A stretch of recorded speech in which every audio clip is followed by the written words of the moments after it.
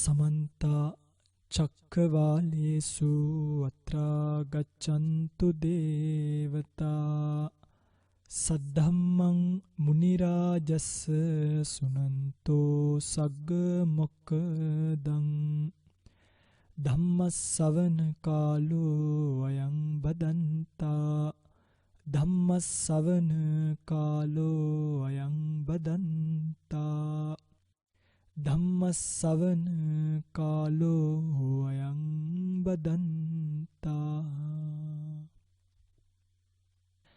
नमो तस्स भगवतो अरहतो सम्मा सम्बुद्धस्स नमो तस्स भगवतो अरहतो सम्मा सम्बुद्धस्स नमो तस्स भगवतो अरहतो सम्मा सम्बुद्धस्स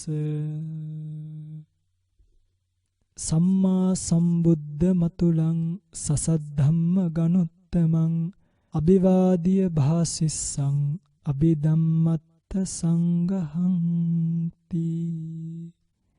सद्धर्म श्रवणाभिलाषी गुणगरुक වාසනාවන්ත පින්වත්නි බුදුරජාණන් වහන්සේ නමක් ලෝකයට පහළ වෙලා සාංශාරික වශයෙන් දුක් විඳගෙන යන සත්වයාට ඒ සාංශාරික දුක්ඛිත ජීවිතය කෙලවර කරන්න අවිද්‍යාව මූලික වෙච්ච පටිච්ච සමුප්පාද චක්‍රයෙන් මනසේ මිදෙන්න ආර්ය අෂ්ටාංගික මාර්ගය මධ්‍යම ප්‍රතිපදාව ලෙස ලෝකයට දේශනා කරලා ඒ අවිද්‍යාව කියන ධර්මතාවය ප්‍රහීන කිරීමෙන් ක්‍රමානුකූලව සංස්කාර නිරුද්ධ වෙන ආකාරයත් සංස්කාර නිරුද්ධ වීමෙන් විඥාන පිළිවෙලින් නාම රූප ආදී ධර්මතාවයන් නිරුද්ධ වෙන ආකාරයත් වශයෙන් සංසාර දුකින් නිදහස් වෙන ක්‍රමවේදය පිළිබඳව දේශනා කරපු සම්මා සම්බුද්ධ ශාසනයක තමයි ඔබත් මමත් අපි කවුරුත් මිනිසත් බවක් ලබාගෙන මේ ධර්මයේ ශ්‍රවණය කරන්න පුළුවන් මනසකුත් ඒ ධර්මයේ තේරුම් ගන්න පුළුවන් මනසකුත් ඒ ධර්මයේ හැසිරෙන්න පුළුවන් පරිසරයකුත් සකස් කරගෙන තියෙන්නේ. පින්වත්නි, මෙන්න මේ අවිද්‍යාව මූලික වෙච්ච සංසාර දුක කෙලවර කරන්න නම් අවිද්‍යාව කියන පිළිකාවම අයින් කරන්න ඕනේ කියන කාරණාව අපි විටින් විට ධර්මදේශනා ඔස්සේ ඔය පින්තුලට දේශනා කළ බව මතක ඇති. පින්වත්නි, මේ අවිද්‍යාව දුරු කරන්න නම් මේ අවිද්‍යාව ඇති වෙන ධර්ම, ඒ කියන්නේ මේක සරලව ගත්තොත් එහෙම නාම රූප පිළිබඳව තියෙන වැරදි දෘෂ්ටීන් ක්‍රමානුකූලව දුරු කරන්න ඕනේ. ඒ නාම රූප පිළිබඳව වරදවා ගැනීම කියන්නේ දුක නිසියාකාරයෙන් දුකක් විදියට පිරිසිදු දකින්න තාක්, දුකට හේතුව දකින්න තාක්, දුක නැති කිරීම දකින්න තාක්, නැති කිරීමේ මාර්ගය දකින්න තාක් අවිද්‍යාව කියන එකෙන් ගැලවෙන්න කිසිම කෙනෙකුට පුළුවන් කමක් නැහැ. ඒ නිසා මේ දුක්ඛ සත්‍ය, සමුදය සත්‍ය, නිරෝධ සත්‍ය, මග්ග සත්‍ය කියන ආර්ය සත්‍ය ධර්මයන් මූලික වෙලා පින්වත්නි මේ ධර්මතාවයන් ගවේෂණය කරන කෙනෙක්ට බොහෝම වටින ධර්ම කොටාසයක් ලියවිච්ච පිටකයක් තමයි අභිධර්ම පිටකය කියලා කියන්නේ. ඔය පිටුතුලා දන්නවා. අපි කාලයක ඉඳලා අභිධර්ම පිටකයේ මුල් වෙලා ලෝකයට දායාද වෙච්ච බොහෝම වටිනා ග්‍රන්ථයක් වෙන අභිධර්මාර්ථ සංග්‍රහය ඔස්සේ මේ පරමාර්ථ ධර්මයන් ප්‍රායෝගික ජීවිතයට ගලපගන්නේ කොයි ආකාරයෙන්ද කියන එක පිළිබඳව විස්තර විභාග කරමින් ධර්මදේශනා මාලාවක් සිද්ධ කරගෙන ආවා. එහෙම එන අපි පහුගිය දවසක පිළිවෙලෙන් අකුසල සිත් පිළිබඳවත් අනතුරුව ඒ අකුසල චෛතසික අකුසල සිත්වලට සංප්‍රයෝග වෙන්නේ කොහොමද කියන කාරණාවත් පිළිබඳව පසුගිය ධර්මදේශනාවේදී සාකච්ඡා කළා. පහුගිය ධර්මදේශනාව ශ්‍රවණය කරපු කෙනෙක්ට පැහැදිලිවම තේරෙනවා ඇති අකුසල චෛතසික 14 අකුසල සිත් 12 යෙදෙන්නේ කොහොමද කියන එක සම්බන්ධව. පිටකදී අද දවසේ අපිට කතා කරන්න තියෙන්නේ දැන් මේ අපි දන්නවනේ අකුසල සිත් ගැන අපි ඉගෙන ගත්තා. අකුසල සිත් 12ක් තියෙනවා. ලෝභ මූලික සිත් 8යි, ද්වේෂ මූලික සිත් 2යි, මෝහ මූලික සිත් 2යි. මෙන්න මේ අකුසල සිත් 12ට සංප්‍රයෝග වෙන චෛතසික 14ක් තියෙනවා.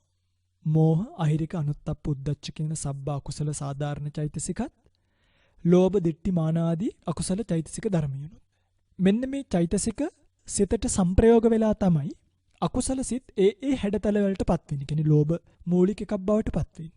ද්වේෂ මූලික එකක් බවටපත් වෙන්නේ. මෝහ මූලික එකක් බවටපත් වෙන්නේ. පින්වත්නි, මෙන්න මේ චෛතසික ටික සංප්‍රයෝග වෙලා යම් කෙනෙක් ඔන්න ඔය අකුසල් සිත් 12න් අකුසල කර්මයක් කළොත් එයාට කරන්න පුළුවන් සියලු අකුසල කර්ම ධර්මයේ පෙන්වලා දීලා තියෙනවා දස අකුසල කර්ම කියලා. මොනවද? දස අකුසල කර්ම. කෙනෙක් පින්වත්නි මෙන්න මේ අකුසල් සිත් මුල් වෙලා වරදක් කරනව නම් එයාට කළ හැකි කර්ම වශයෙන් පෙන්වලා දස අකුසල කර්මයක් ප්‍රධාන වශයෙන් මූලික වශයෙන් හඳුන්වලා දීලා තියෙනවා.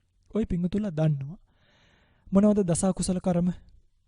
මම කලින් දවසකදී ධර්මදේශනාවකදී සිහිපත් කළා ප්‍රාණඝාතය, අදත්තාදානය, කාමමිත්‍යාචාරය, මුසාවාදය, පිසුනාවාචය, පරුසාවාචය, සම්පප්පලාපය, අවිද්‍යා, ව්‍යාපාද, මිච්ඡාදිට්ඨි කියන මෙන්න මේ 10. මේවා පින්වත්නි ලියා ගන්න. මොකද දැන් ওই පින්වතුන්ලා දන්නවා අකුසල් සිත් 12යි. චෛතසික 14යි. ඒ දෙක සංප්‍රයුක්ත වෙන්නේ කොහොමද? දැන් මේ යන්නේ එහෙම සංප්‍රයුක්ත වෙලා ඇති වෙන අකුසල් සිත් 12න් ඔය පින්වතුන්ලට සිදු කරන්න පුළුවන් අකුසල කර්ම මොනවද කියන එක සම්බන්ධව. එහෙම ප්‍රධාන වශයෙන් 10ක් දකින්න පුළුවන්. ඒවට කියන්නේ දස අකුසල කර්ම කියලා. ප්‍රාණඝාතය, අදත්තාදානය, කාමමිත්‍යාචාරය, මුසාවාදය, පිසුනාවාචය, පරුසාවාචය, සම්පප්පලාපය, අවිද්‍යා, ව්‍යාපාද, මිච්ඡාදිට්ඨි කියන 10 තමයි. පින්වත්නි මෙන්න මේ දස අකුසල කර්ම කරන්න පුළුවන් 3 ආකාරයක් තියෙනවා. එකක් තමයි කාය කර්ම වශයෙන්. දෙවෙනි එක වචී කර්ම වශයෙන්. තුන්වෙනි එක මනෝ කර්ම වශයෙන්. කියන්නේ මේ දස අකුසල කර්ම කරනවා නම් එක්ක කයෙන් කරන්න ඕනි. එක්ක වචනයෙන් කරන්න ඕනි. එක්ක මනසෙන් කරන්න ඕනි. එනිසා මෙන්න මේ තුනට කියනවා තුන්දොර කියලා. කායද්්වාරය, වාග්ද්වාරය, මනෝද්වාරය.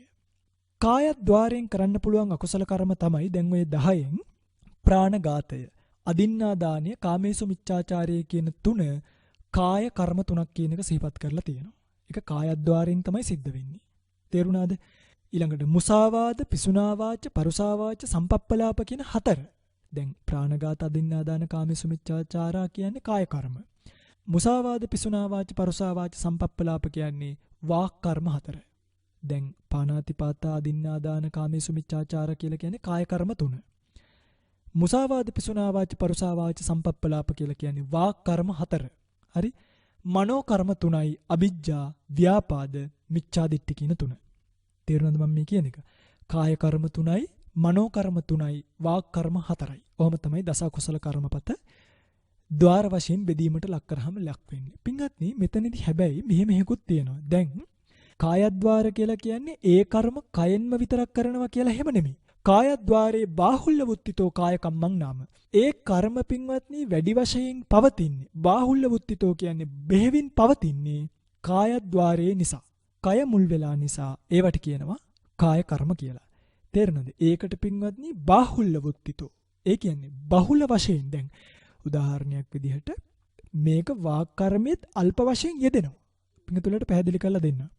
මේක කාය කර්මයට දාලා තිබ්බට පාණාතිපාත, අදින්නාදාන, කාමීස මිච්ඡාචාරා කියන ඒවා මේක වාක් කර්මයේත් අල්ප වශයෙන් යෙදෙනවා. හැබැයි බෙහෙවින් හැසිරෙන්නේ කොයිද? කායද්්වාරිය මුල් කරගෙන. හරියට අර වැද්දට වනචර කියලා කියන්නේ වැද්දා කියන කෙනාට වනචර කියලා කියන්නේ එයා වැඩිපුර චර කියන්නේ හැසිරෙනවා කියන එකනේ. වැඩිපුර හැසිරෙන්නේ වනේ. ඒ නිසා යාට කියනවා වනචර කියලා. වනේ හැසිරෙන. හැබැයි වැද්දා ගමට එන්නේ නැද්ද? වැද්දා ගමටත් එනවා. හැබැයි යාට අපි වනචර කියලා කියන්නේ එයා වැඩිපුර හැසිරෙන්නේ කැලේ නිසා. අන්න ඒ වගේ මේක අල්ප වශයෙන් වාග්ද්වාරයේ යෙදුනත් බෙහෙවින් පවතින්නේ බාහුල්‍ය වුත්තිතෝ කායද්්වාරේ. කායද්්වාරයේ තමයි බහුල වශයෙන් පවතින්නේ. අන්න ඒ නිසා කියනවා කාය කර්මත්‍රය කියලා. එතකොට වාක් කර්ම, මනෝ කර්මත් මේ ආකාරයෙන්ම දරා ගන්න ඕනේ. කායද්්වාරේ පවත්තං කම්මං කාය කම්මං. ඒ වගේම තමයි වචීද්්වාරේ පවත්තං කම්මං වචී කම්මං. මනෝද්්වාරේ පවත්තං කම්මං මනෝ කම්මං. ඒවා ඒ කර්ම සිද්ධ වෙන්නේ බාහුල්‍ය වශයෙන් එතන නිසා ඒ නම ඒකට විවහාර කරලා තියෙනවා. ඒ වගේම තමයි පින්වත්නි මේකේ තව ප්‍රභේදයක් තියෙනවා. මේවා ඔක්කොම අපි දැනගෙන ඉස්සරහට යනකොට පින්වත්නි අපිට මේවා ගැන හාත්පස අවබෝධයක් එනවා. මේකේ ඊළඟ ප්‍රභේදය තමයි ඔය පින්තුල තේරුම් ගන්න. දැන් මේ අකුසල කර්ම 10න් කාය කර්ම 3 තියෙනවනේ. මේ කාය කර්ම 3 කායද්්වාරයේත් වාග්ද්වාරයේත් විතරයි උපදින්නේ. මනෝද්්වාරයේ උපදින්නේ නැහැ. ඒ කියන්නේ ප්‍රාණඝාත, අදත්තාදාන, කාම මිත්‍යාචාර කියන අකුසල 3 කිසි විටක මනෝද්්වාරයේ වෙන්නේ නැහැ. තේරුණාද? එනිසා අත්තසාලිනී අට්ඨකථා විශේෂයෙන්ම කියනවා අකුසලංහි කාය කම්මං කාය වචී ద్వාරේසු සමුට්ඨාති න මනෝද්්වාරේ. තත අකුසලං වචී කම්මං. ඒක මනෝද්්වාරේ හටගන්නේ නැහැ කියන එක සිහිපත් කරලා තියෙනවා. ඒ කියන්නේ පින්වත්නි දැන් මේ බලන්න. ඔන්න කෙනෙක් තමන්ගේ අතින්ම සත්ත්ව ඝාතනයක් කරනවා. නැත්නම් අනුන්ගේ දේවල් හොරකම් කරනවා. නැත්නම් කාමයේ වර්ධවා හැසිරෙනවා. එයාට පින්වත්නි දැන් එයාගේ කර්මය කායද්්වාරයයි. තේරුණාද? හැබැයි වෙනත් කෙනෙකු මෙහෙවනවා කියලා හිතන්නකෝ අන්න අහවල් කෙනාව මරන්න. හරිද? අහවල් කෙනාගේ ජීවිතින්ද්‍රයෙන් තොර කරන්න. අහවල් බඩුව හොරකම් කරගෙන එන්න. ආදී වශයෙන් මෙහෙවුවොත් අන්නේ අනකොට කරන පුද්ගලයාට ඒ අකුසල කර්මය පරිපූර්ණ භාවයට එන්නේ වාග්ද්වාරෙහි. තේරුණාද මම කියන එක? එයාට ඒක කායද්්වාරිකව නෙමෙයි අකුසල කර්මයක් බවට පත් වෙන්නේ. වාග්ද්වාරේ පත් වෙන එකක්. ඒ නිසා තමයි කායද්්වාර වාග්ද්වාර දෙකෙහි හටගන්න ක්‍රමය මේ විදිහට ප්‍රභේද වශයෙන් දක්වලා තියෙන්නේ. පින්වත්නි මේවා ගැන දැනගන්නවා නම් දැනගන්න ගොඩාක් දේවල් තියෙනවා. හරිද? හැබැයි එකවර ඔළුවට ඔක්කොම දාගන්නවටත් වඩා අවශ්‍ය තැන්වලදී අවශ්‍ය ටික ඉගෙන ගන්න එක තමයි අපේ ජීවිතේට මේ අභිධර්මයේ ජීවිතයට එකතු කරගන්න යන ගමනේදී වටින්නේ. ඉතින් මේකේ තවත් එක කතාවක් විතරක් පැහැදිලි කරන්නම් බලන්න මේවා කොච්චර සියුම්ද කියලා. දැන් පින්වත්නි ප්‍රාණඝාතය කියලා හිතන්නකෝ. ඔන්න කෙනෙක් දැන් මේවා කර්මපතභාවයට පත් වෙන නොවන හැටි. මේවා අපි ඔක්කොම ඉගෙන ගන්න ඕනේ පින්වත්නි. මේවා ඉගෙන ගත්තොත් තමයි Tamanට Tamanගේ ජීවිතය පිළිබඳව මනාව වූ අවබෝධයක් ඇති කරගන්න පුළුවන්. Tamanට Taman කරන්න යන ක්‍රියාව පිළිබඳව මනාව වූ සිහියක් නුවණක් වීරයක් ඇති කරගන්න පුළුවන්. Tamanට යම් වරදකින් මිදෙනවා නම් මිදෙන්න පුළුවන්. මේවා දැනගත්තාම ඒ වගේම පින්ගන්නේ මිදෙන්න හිතෙනවා. දැන නොගත්තාම කොහොමද මිදෙන්නේ කියන්නකෝ. ඒ නිසා මේවා දැනගන්න ප්‍රමාණයම තම තමන්ව ධර්මයේ තුල හික්මවන්න උදව් පිණිස උපකාර පිණිස පවතිනවා කියන එක දැනගන්න ඕනේ. ඔන්න පින්වත්නි එක උපමාවක් කියන්නම්. දැන් අපි හිතමු යම්කිසි පුරුෂයෙක් මුව අල්ලන්න කියලා හිතාගෙන තමන්ම දුනු හී දඬු පිළියෙල කරගෙන වනයේට යනවා. දැන් මේ යනකොට පින්වත්නි මෙයා දැන් ප්‍රාණඝාතයකටනේ යන්නේ. දැන් මෙයාගේ කාය දුස්චරිත තමයි මේ ඔක්කොම. දුන්න සකස් කරන එක, ඊතලය ගන්න එක මේ ඔක්කොම. අඩුම ඒ සිටිවිල්ලෙන් මන් දැන් මුව මරන්න යන්න කනවා කියලා කෑවත් ඒක අකුසල කියන්නේ දුස්චරිතයක් බවට පත් වෙනවා. කායද්්වාරික වශයෙන්. හැබැයි මෙයා දැන් කැලේට ගිහිල්ලා මෙයාට කිසිම මුවෙක්ව අහුවෙන්නේ නැහැ. අන්න දැන් මුවෙක්ව අහුන්නේ නැති වුනහම මොකද වෙන්නේ? මෙයාට ප්‍රාණඝාතය කියන අකුසලය කර්මපතයක් ගන්නට යන්නේ නැහැ. හැබැයි කාය දුස්චරිතය තියෙනවා. එතනින් ලැබිච්ච කර්මයේ ප්‍රවෘත්ති විපාක වශයෙන් ලැබෙන්න පුළුවන්. කර්මපත ගන්නට යන්නේ නැහැ. මොකද මෙයා ඒ සතාව මැරුවේ නැති නිසා. තේරුණා නේද? ඒ නිසා ඒ වහුදු කාය දුස්චරිත විතරයි.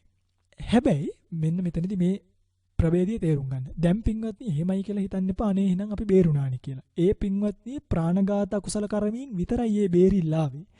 හැබැයි ওই පින්වතුන්ලා දන්නවද දස අකුසල කර්මවල තියෙනවා ව්‍යාපාද කියලා එකක්. ව්‍යාපාද කියලා කියන්නේ හිතසුඛං ව්‍යාපජ්ජති ඒතේනාති ව්‍යාපාදෝ කියනවනේ. හිතසුඛං ව්‍යාපජ්ජති. හිත සැපේ වනසයිද? ව්‍යාපජ්ජති කියන්නේ වනසනවා කියන එක. පිටින් දැන් ඔන්න ව්‍යාපාදයේ කියන අකුසලයේ සිද්ධ වෙන විදිය හොඳට තේරුම් ගන්න.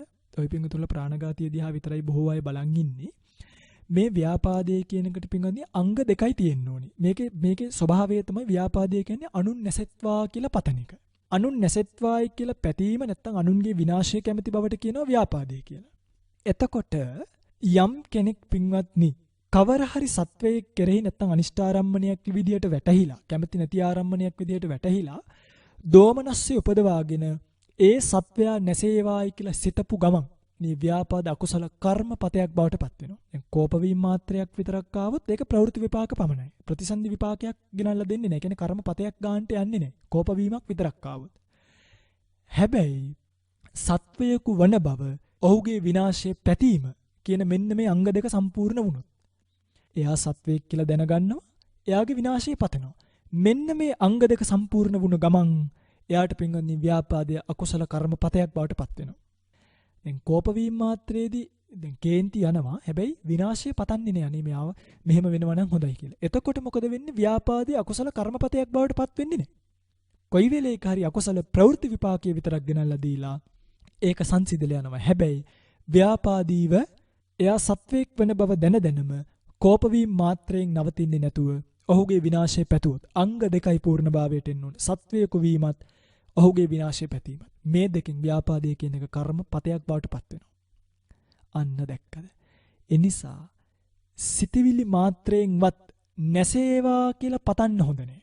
නැසේවා කියලා පතපු ගමන් ඒක එයා හිතනවා මම හිතුවට මැරුවේ නෑනේ කියලා.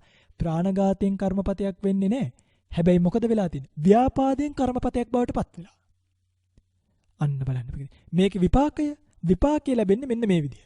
ඒ සිතන කෙනා ගුණහීනයෙක් නම්. ඒ කියන්නේ එයා තෙරුවන් සරණ ගිහිල්ලා නැති, සිල් රකින්නේ නැති, ඒ වගේ ශ්‍රද්ධාව මදි, නුවණ මදි, ප්‍රඥාව මදි කෙනෙක් නම් එයා කෙරෙහි සිතන කර්මය අල්පසාවද්දයි. ඒ කියන්නේ ඒක මහා සාවද්ද භාවයට යන්නේ නැහැ. හැබැයි එයා ගුණවතෙක් නම්, කියන්නේ එයා සිල් රකින්න කෙනෙක් නම්, එයා සමාධිය වඩන කෙනෙක් නම්, එයා තුනුරුවන් කෙරෙහි ශ්‍රද්ධාවෙන් කටයුතු කරන කෙනෙක් නම්, අන්න ඒ වගේ කෙනෙක් කෙරෙහි මේ සිතවිල්ල හිතුවොත් පින්වත්නි, ඒක මහා සාවද්ද අකුසලයක් බවට පත් වෙනවා.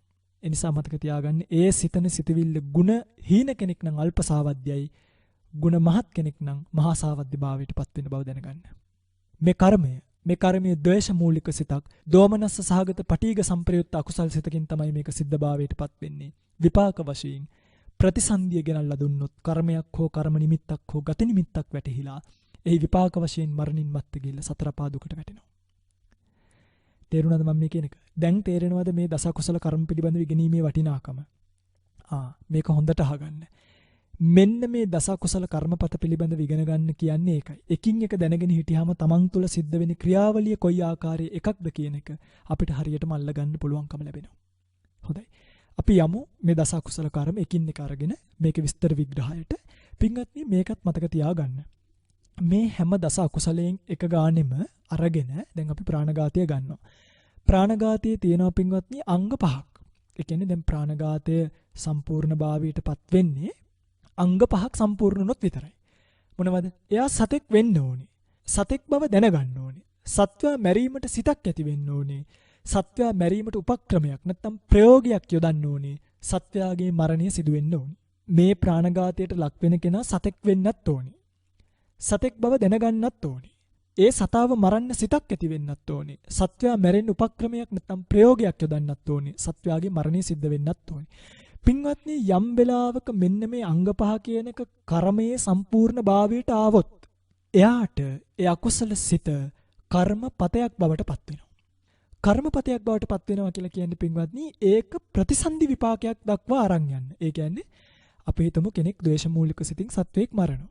එයාට ඊළඟ ජීවිතේ නරකයක උප්පත්තිය ලබන්න එන්නේ අකුසල කර්මයේ හේතු වෙන්න පුළුවන්.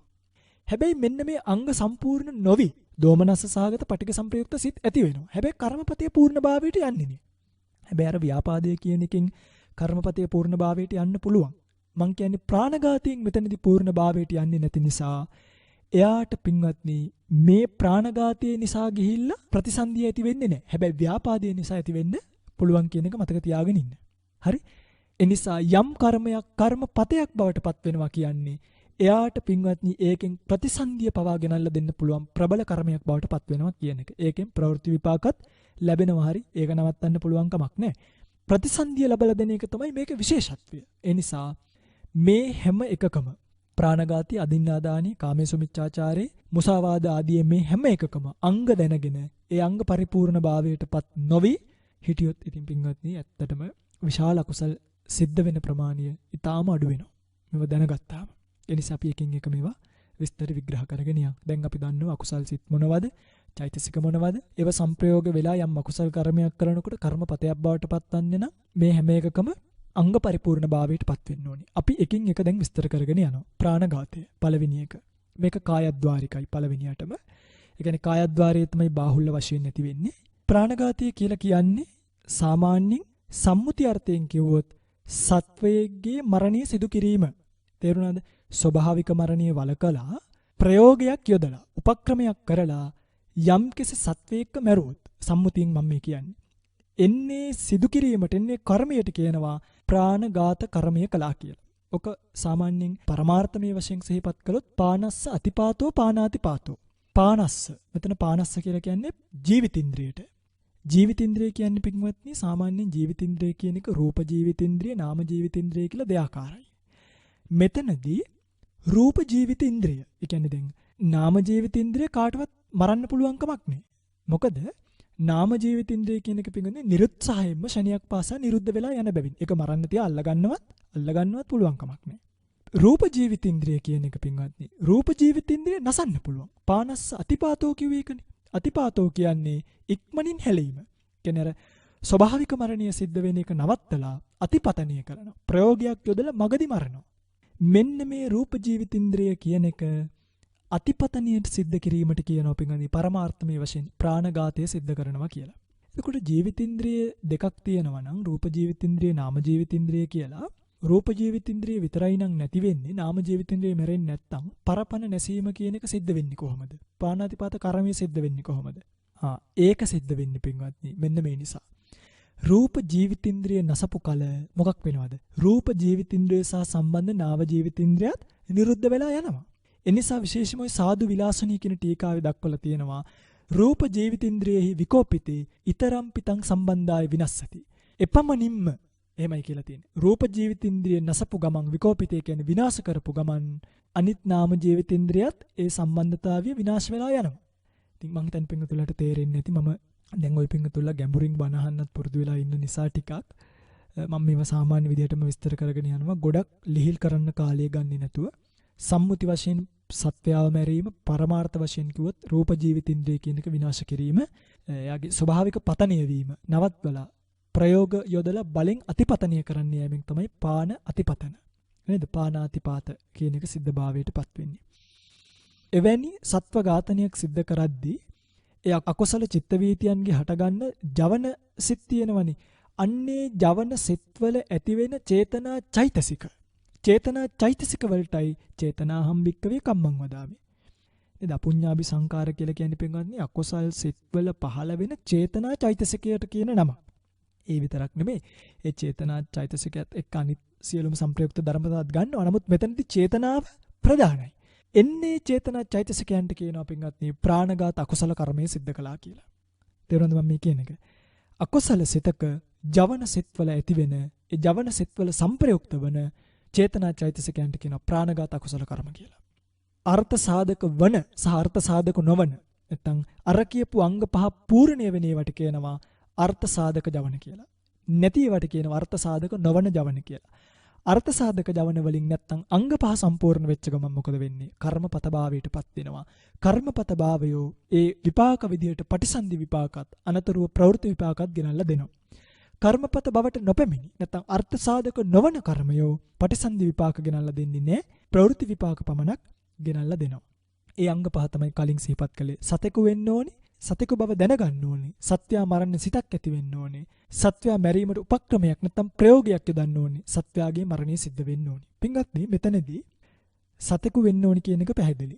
සතෙකු බව දැනීම කියන එකත් පැහැදිලි. කියන්නේ සත්ව සංඥාව තියෙන්නත් ඕනේ. සත්වයා මැරීමට සිතක් ඇති වෙන්නත් ඕනේ. ඒ චේතනාව සංප්‍රයුක්තුනේ නැත්නම් එතනදී කොච්චර අපේ පින්තුල්ලා පාරේ යනකොට කූඹි පෑගෙනකොට අපායට යනවද කියලා අහනවනේ. දැන් එතන චේතනාවක් නැහෙනේ. එතකොට කර්මයක් වෙන්නේ නැහැ.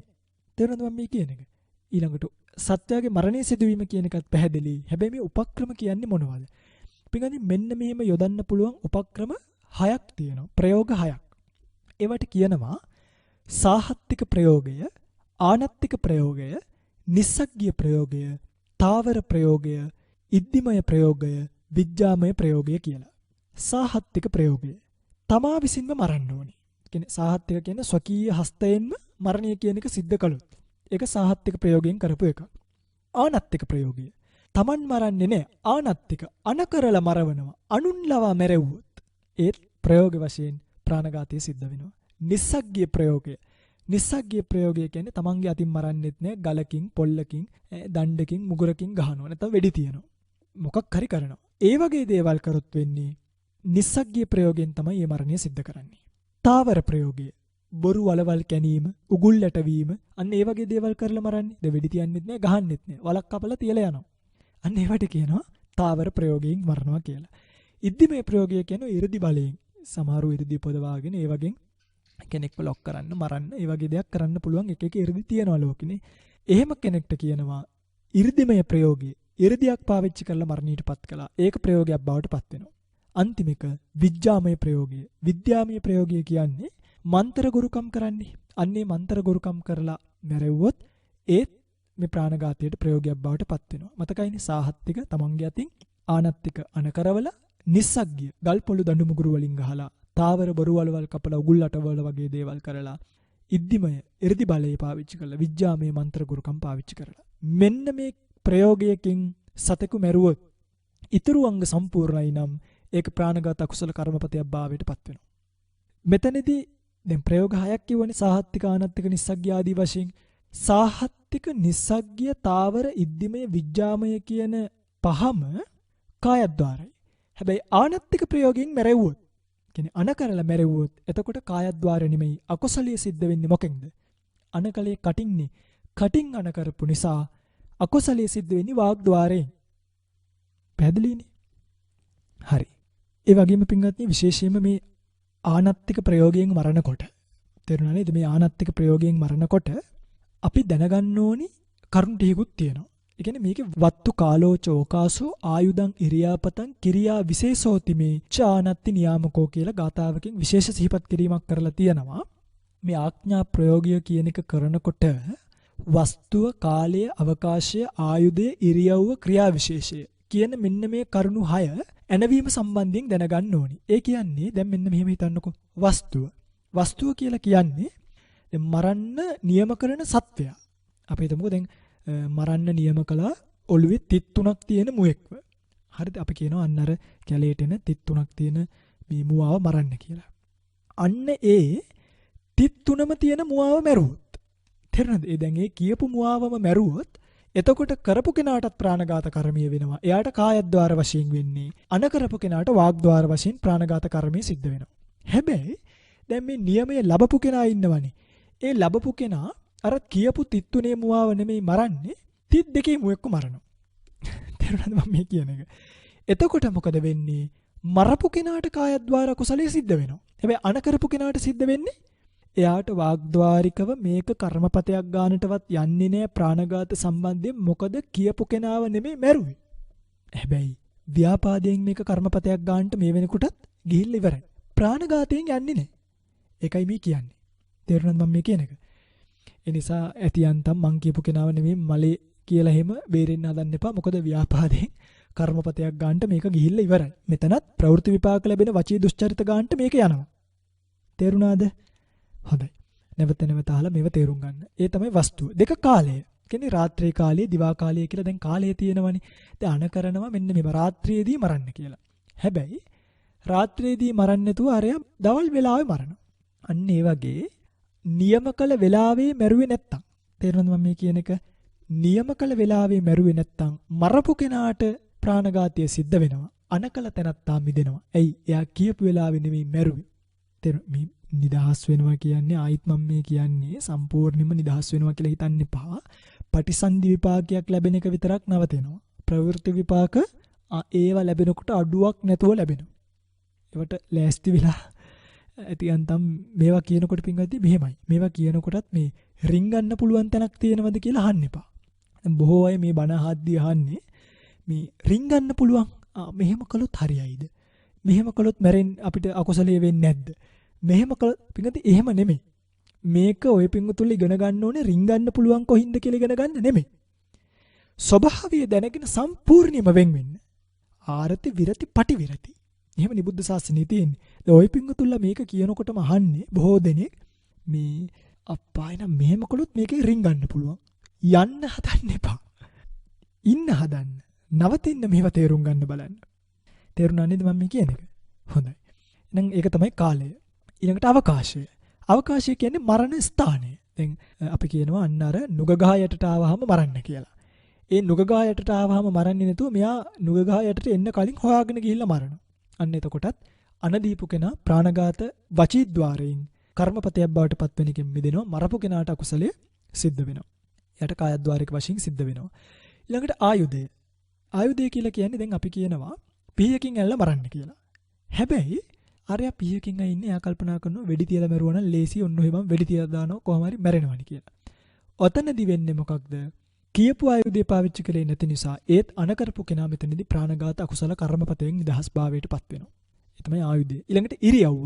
ඉරියව්ව කියන්නේ මේ මරණ කෙනා ඉන්න ඉරියව්ව නෙමෙයි. තේරුම් ගන්න. මැරෙන කෙනා ඉන්න ඉරියව්ව. එහෙනම් අපි කියනවා යාව නිදාගෙන ඉද්දි වෙඩි තියලා දාන්න. එහෙම කියනවා. නිදාගෙන ඉද්දි වෙඩි තියන්නේ නැතුව මෙයා එනකොටම වෙඩි තියලා දානවා. එතකොට මොකද වෙන්නේ? අනකරපු කෙනා මිදෙනවා. මොකද එයා කියපු ඉරියව්වෙද නෙමෙයිනේ මැරුවේ. හැබැයි මරණ කෙනාට සිද්ධ වෙනවා. වැරදිලාවත් නිදාගෙන ඉන්න තැනදී මැරුවොත් එහෙම කරපු කෙනාටත් කියපු කෙනාට දෙන්නටම අරයට ප්‍රාණඝාතය කායද්්වාර වශයෙන් සිද්ධ වෙනවා. මෙයාට ප්‍රාණඝාතය වාග්ද්වාරයේ වශයෙන් සිද්ධ වෙනවා. ඒ තමයි ඉරියව්ව. පහක් කිව්වනේ වස්තු කාල අවකාශ ආයුධ ඉරියව්. 6 වෙනි එක ක්‍රියා විශේෂය.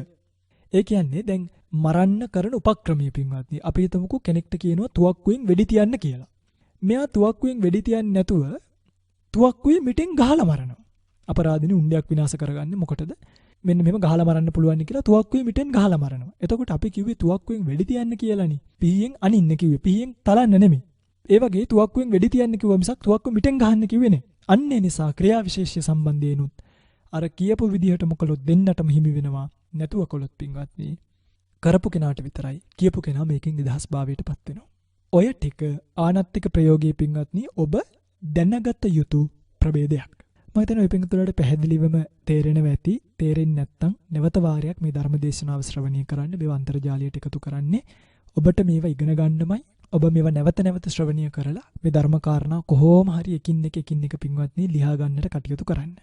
ඒක තමයි ඔබට කරන්න පුළුවන් එකම සහ අවසානම දේ. සංසාර ජීවිතෙන් නිදහස් වීම බලාපොරොත්තුෙන් ඉන්නවා නම් ඊළඟට අපි යන් ස්ථාවර ප්‍රයෝගය කියන එක. දැන් අපි ආනත්තික ප්‍රයෝගය ගැන කතා කළා. තාවර ප්‍රයෝගය කියලා එකක්. මේ තාවර කියන්නේ පිටින්නේ ස්ථාවර කියන එකට. ස්ථාවර ප්‍රයෝගයේදීත් මෙහෙම එකක් එනවා. අපි හිතමු දැන් අපි වලක් කපනවා මුවෙක් මරන්න කියලා. අපි හිතමුකෝ අපි කැලේදී දකින්න හොඳ අංතට්ටුවක් තියෙන මුවෙක්ව. අපි ඒ මුවාව අල්ලන්න තමයි අර බොරු වල කැපුවේ.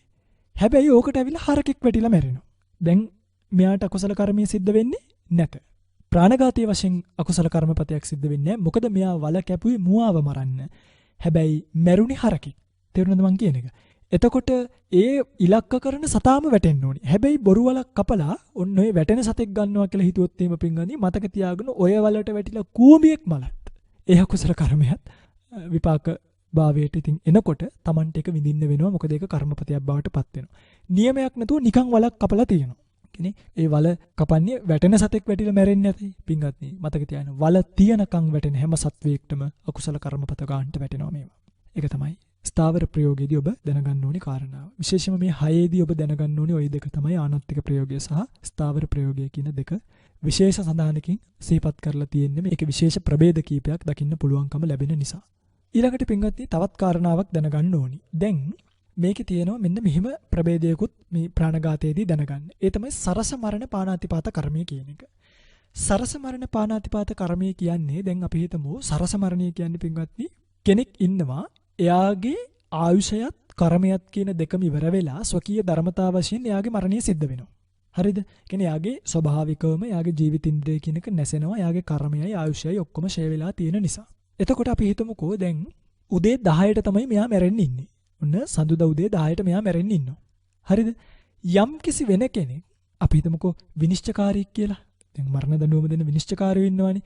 විනිශ්චයකාරයා නියමයක් දෙනවා 10ට මෙයා වෙල්ලන්න කියලා. දැන් මෙයාගේ කර්මයයි ආයුෂයත් ගෙවෙන්නේ කීයටද? 10ට ගෙවෙනවා. විනිශ්චයකාරයා නියමයක් දෙනවා හරියටම 10ට එල්ලන්න කියලා. දැන් මොකද වෙන්නේ? අන්න ඒ වෙලාවේදී පින්වත්නි කෙනෙක් මෙයාව මැරුවොත් ඒ මරණ පුද්ගලයාට පාණාතිපාත කර්මය සිද්ධ වෙන්නේ නැත. හැබැයි ඉතින් මේක කොච්චර නේද සිද්ධභාවයට එයිද නැද්ද කියනක ඔය පිංගුතුල හිතලා බලන්න. හරියට මේ අපේ ඔරලෝසුවේ වෙලාවෙන් 10ට කියන්නත් බෑ. අනිත් එක එහෙමකට සාමාන්‍ය කෙනෙක්ට හිතන්නත් බෑ යාගේ ජීවිතය කොයි වෙලේද නැති වෙන්නේ කියලා. ඒ නිසා මේක ලේසි පහසු එකක් නෙමෙයි. මම මේක ස්වභාවය විස්තර කරන්නේ 10ට මැරෙන්න ඉන්න කෙනෙක්ව 10ට එල්ලන්න කිව්වොත් ඒ හරියට මේ වෙලාවේ ආව එල්ලුවොත් ඒ වෙලාවේ මරණ කෙනාටවත් අනදීපු කෙනාටවත් ප්‍රාණඝාතය කියන අකුසල කර්මය සිද්ධ වෙන්නේ නැහැ. මොකද තේන උපක්‍රමේන මරණ. ඒ කියන්නේ අර Tamanගේ උපක්‍රමයෙන් මරන්න කියපු එක ඒ අංගය සිඳිල යනවනේ. ඒ අංගය විකල වුණානේ. ඒ නිසා මේක ප්‍රඥාවන්තයන් උදෙසා කියපු ධර්ම ස්වභාවයක් මිසක් පින්වත්නි මතක තියාගන්න. පෘථග්ජන පුද්ගලයන් විසින් මේක දැනගන්න පුළුවන් කමක් නැහැ. යාගේ මරණය කීයටද සිද්ධ වෙන්නේ කියලා. ඒක හොඳට මතක තියාගන්න. නිසා මේ තමයි ප්‍රාණඝාතය පිළිබඳව ඔබ දැනගත යුතු දේවල්. මේකේ කර්ම විපාක භාවයට එද්දී විපාක වශයෙන් පෙන්වලා දීලා තියෙනවා අල්ප සාවද්‍ය සහ මහා සාවද්‍ය කියලා දෙකක්. ඒ කියන්නේ දැන් අපි හිතමුකෝ ප්‍රාණඝාතය කරන සත්වයා නැත්නම් ප්‍රාණඝාතයට ලක් වෙන සත්වයා සීලාදී ගුණ විශේෂයන්ගෙන් තොරයි. තිරසනෙක්. ඒ තිරසනෙක් මැරීමේ විපාකය අල්ප සාවද්‍යයි. ඒක මහා සාවද්‍ය නෙයි. මොකද අර ජීවිතින්ද්‍රිය සිඳන උපක්‍රමයේ දුර්වලයිනේ. කියන්නේ යාට වැඩි කල්පනා කරන්න දෙයක් නැහැ. දැන් මිනිහෙක් මරනවා වගේ කල්පනා කරන්න ඕනිද මේ මුවෙක් මරන්න? නේද? මිනිස්සෙක් මරන්න උපක්‍රමය එක ටිකක් බරපතලයි. හැබැයි මුවෙක් මරනවා කියන එක ඉතින් ඒ තරම් අර මිනිස්සෙක් මරනවා තරම් ප්‍රබලනේ. ඒ නිසා මේක අල්ප සාවද්‍යයි කිව්වේ ඒකයි. හැබැයි එතනදිත් කුඩා සත්වයක් මරනවට වඩා ලොකු සත්වයක් මරනකොට. ඒ කියන්නේ සත්වයා මහත් නම් දැන් කූඹියෙක් මරනවා වගේ ලේසියිද අලියෙක් මරන්න? බෑනේ. අන්න එතකොට උපක්‍රමය මොකද වෙන්නේ? අර මහා සත්වයා මරනකොට බලවත්. ඒ නිසා ඒක මහා සාවද්දේ. ඒ දෙකෙත්. කූමියෙක් මරනකොට ඒක අල්ප සාවද්ද ගන්නට යනවා. ඒ නිසාම අට කතාවේ පෙන්නනවා මූලපන්නාස විශේෂයෙන්ම කුද්දකේ පාණේ අප්පසාවජ්ජෝ මහා ශරීරේ මහා සාවජ්ජෝ කස්මා. ඇයි? ප්‍රයෝග මහන්තාය. ප්‍රයෝගයේ මහත් වෙන නිසා. හැබැයි මෙතනදී තවත් ප්‍රභේදයක් දක්වනවා. මේක දක්වන්නේ මූල ටීකාචාර්යයන් වහන්සේ. මූල ටීකාචාර්යයන් වහන්සේ දක්වනවා දැන් මේ කතාව හරි. මේක සම්පින්ඩණය කරනවා. කුඩා සත්වයක් මරනකොට වඩා ලොකු සත්වයක් මරනකොට ආදීනව දෝෂ මහත්. හැබැයි මෙතනදිත් චේතනාවන්ගේ බල සහ දුබලභාවය නිසා, ඒ කියන්නේ චේතනාව කොච්චර බලයිද අන්නේ බලවත් භාවයත් මේකට විපාක භාවය පිණිස බලපානවා කියලා කියනවා. ඒ කියන්නේ දැන් මෙහෙම හිතන්න. ඔන්න එක්තරා පුරුෂයෙක් ඉන්නවා.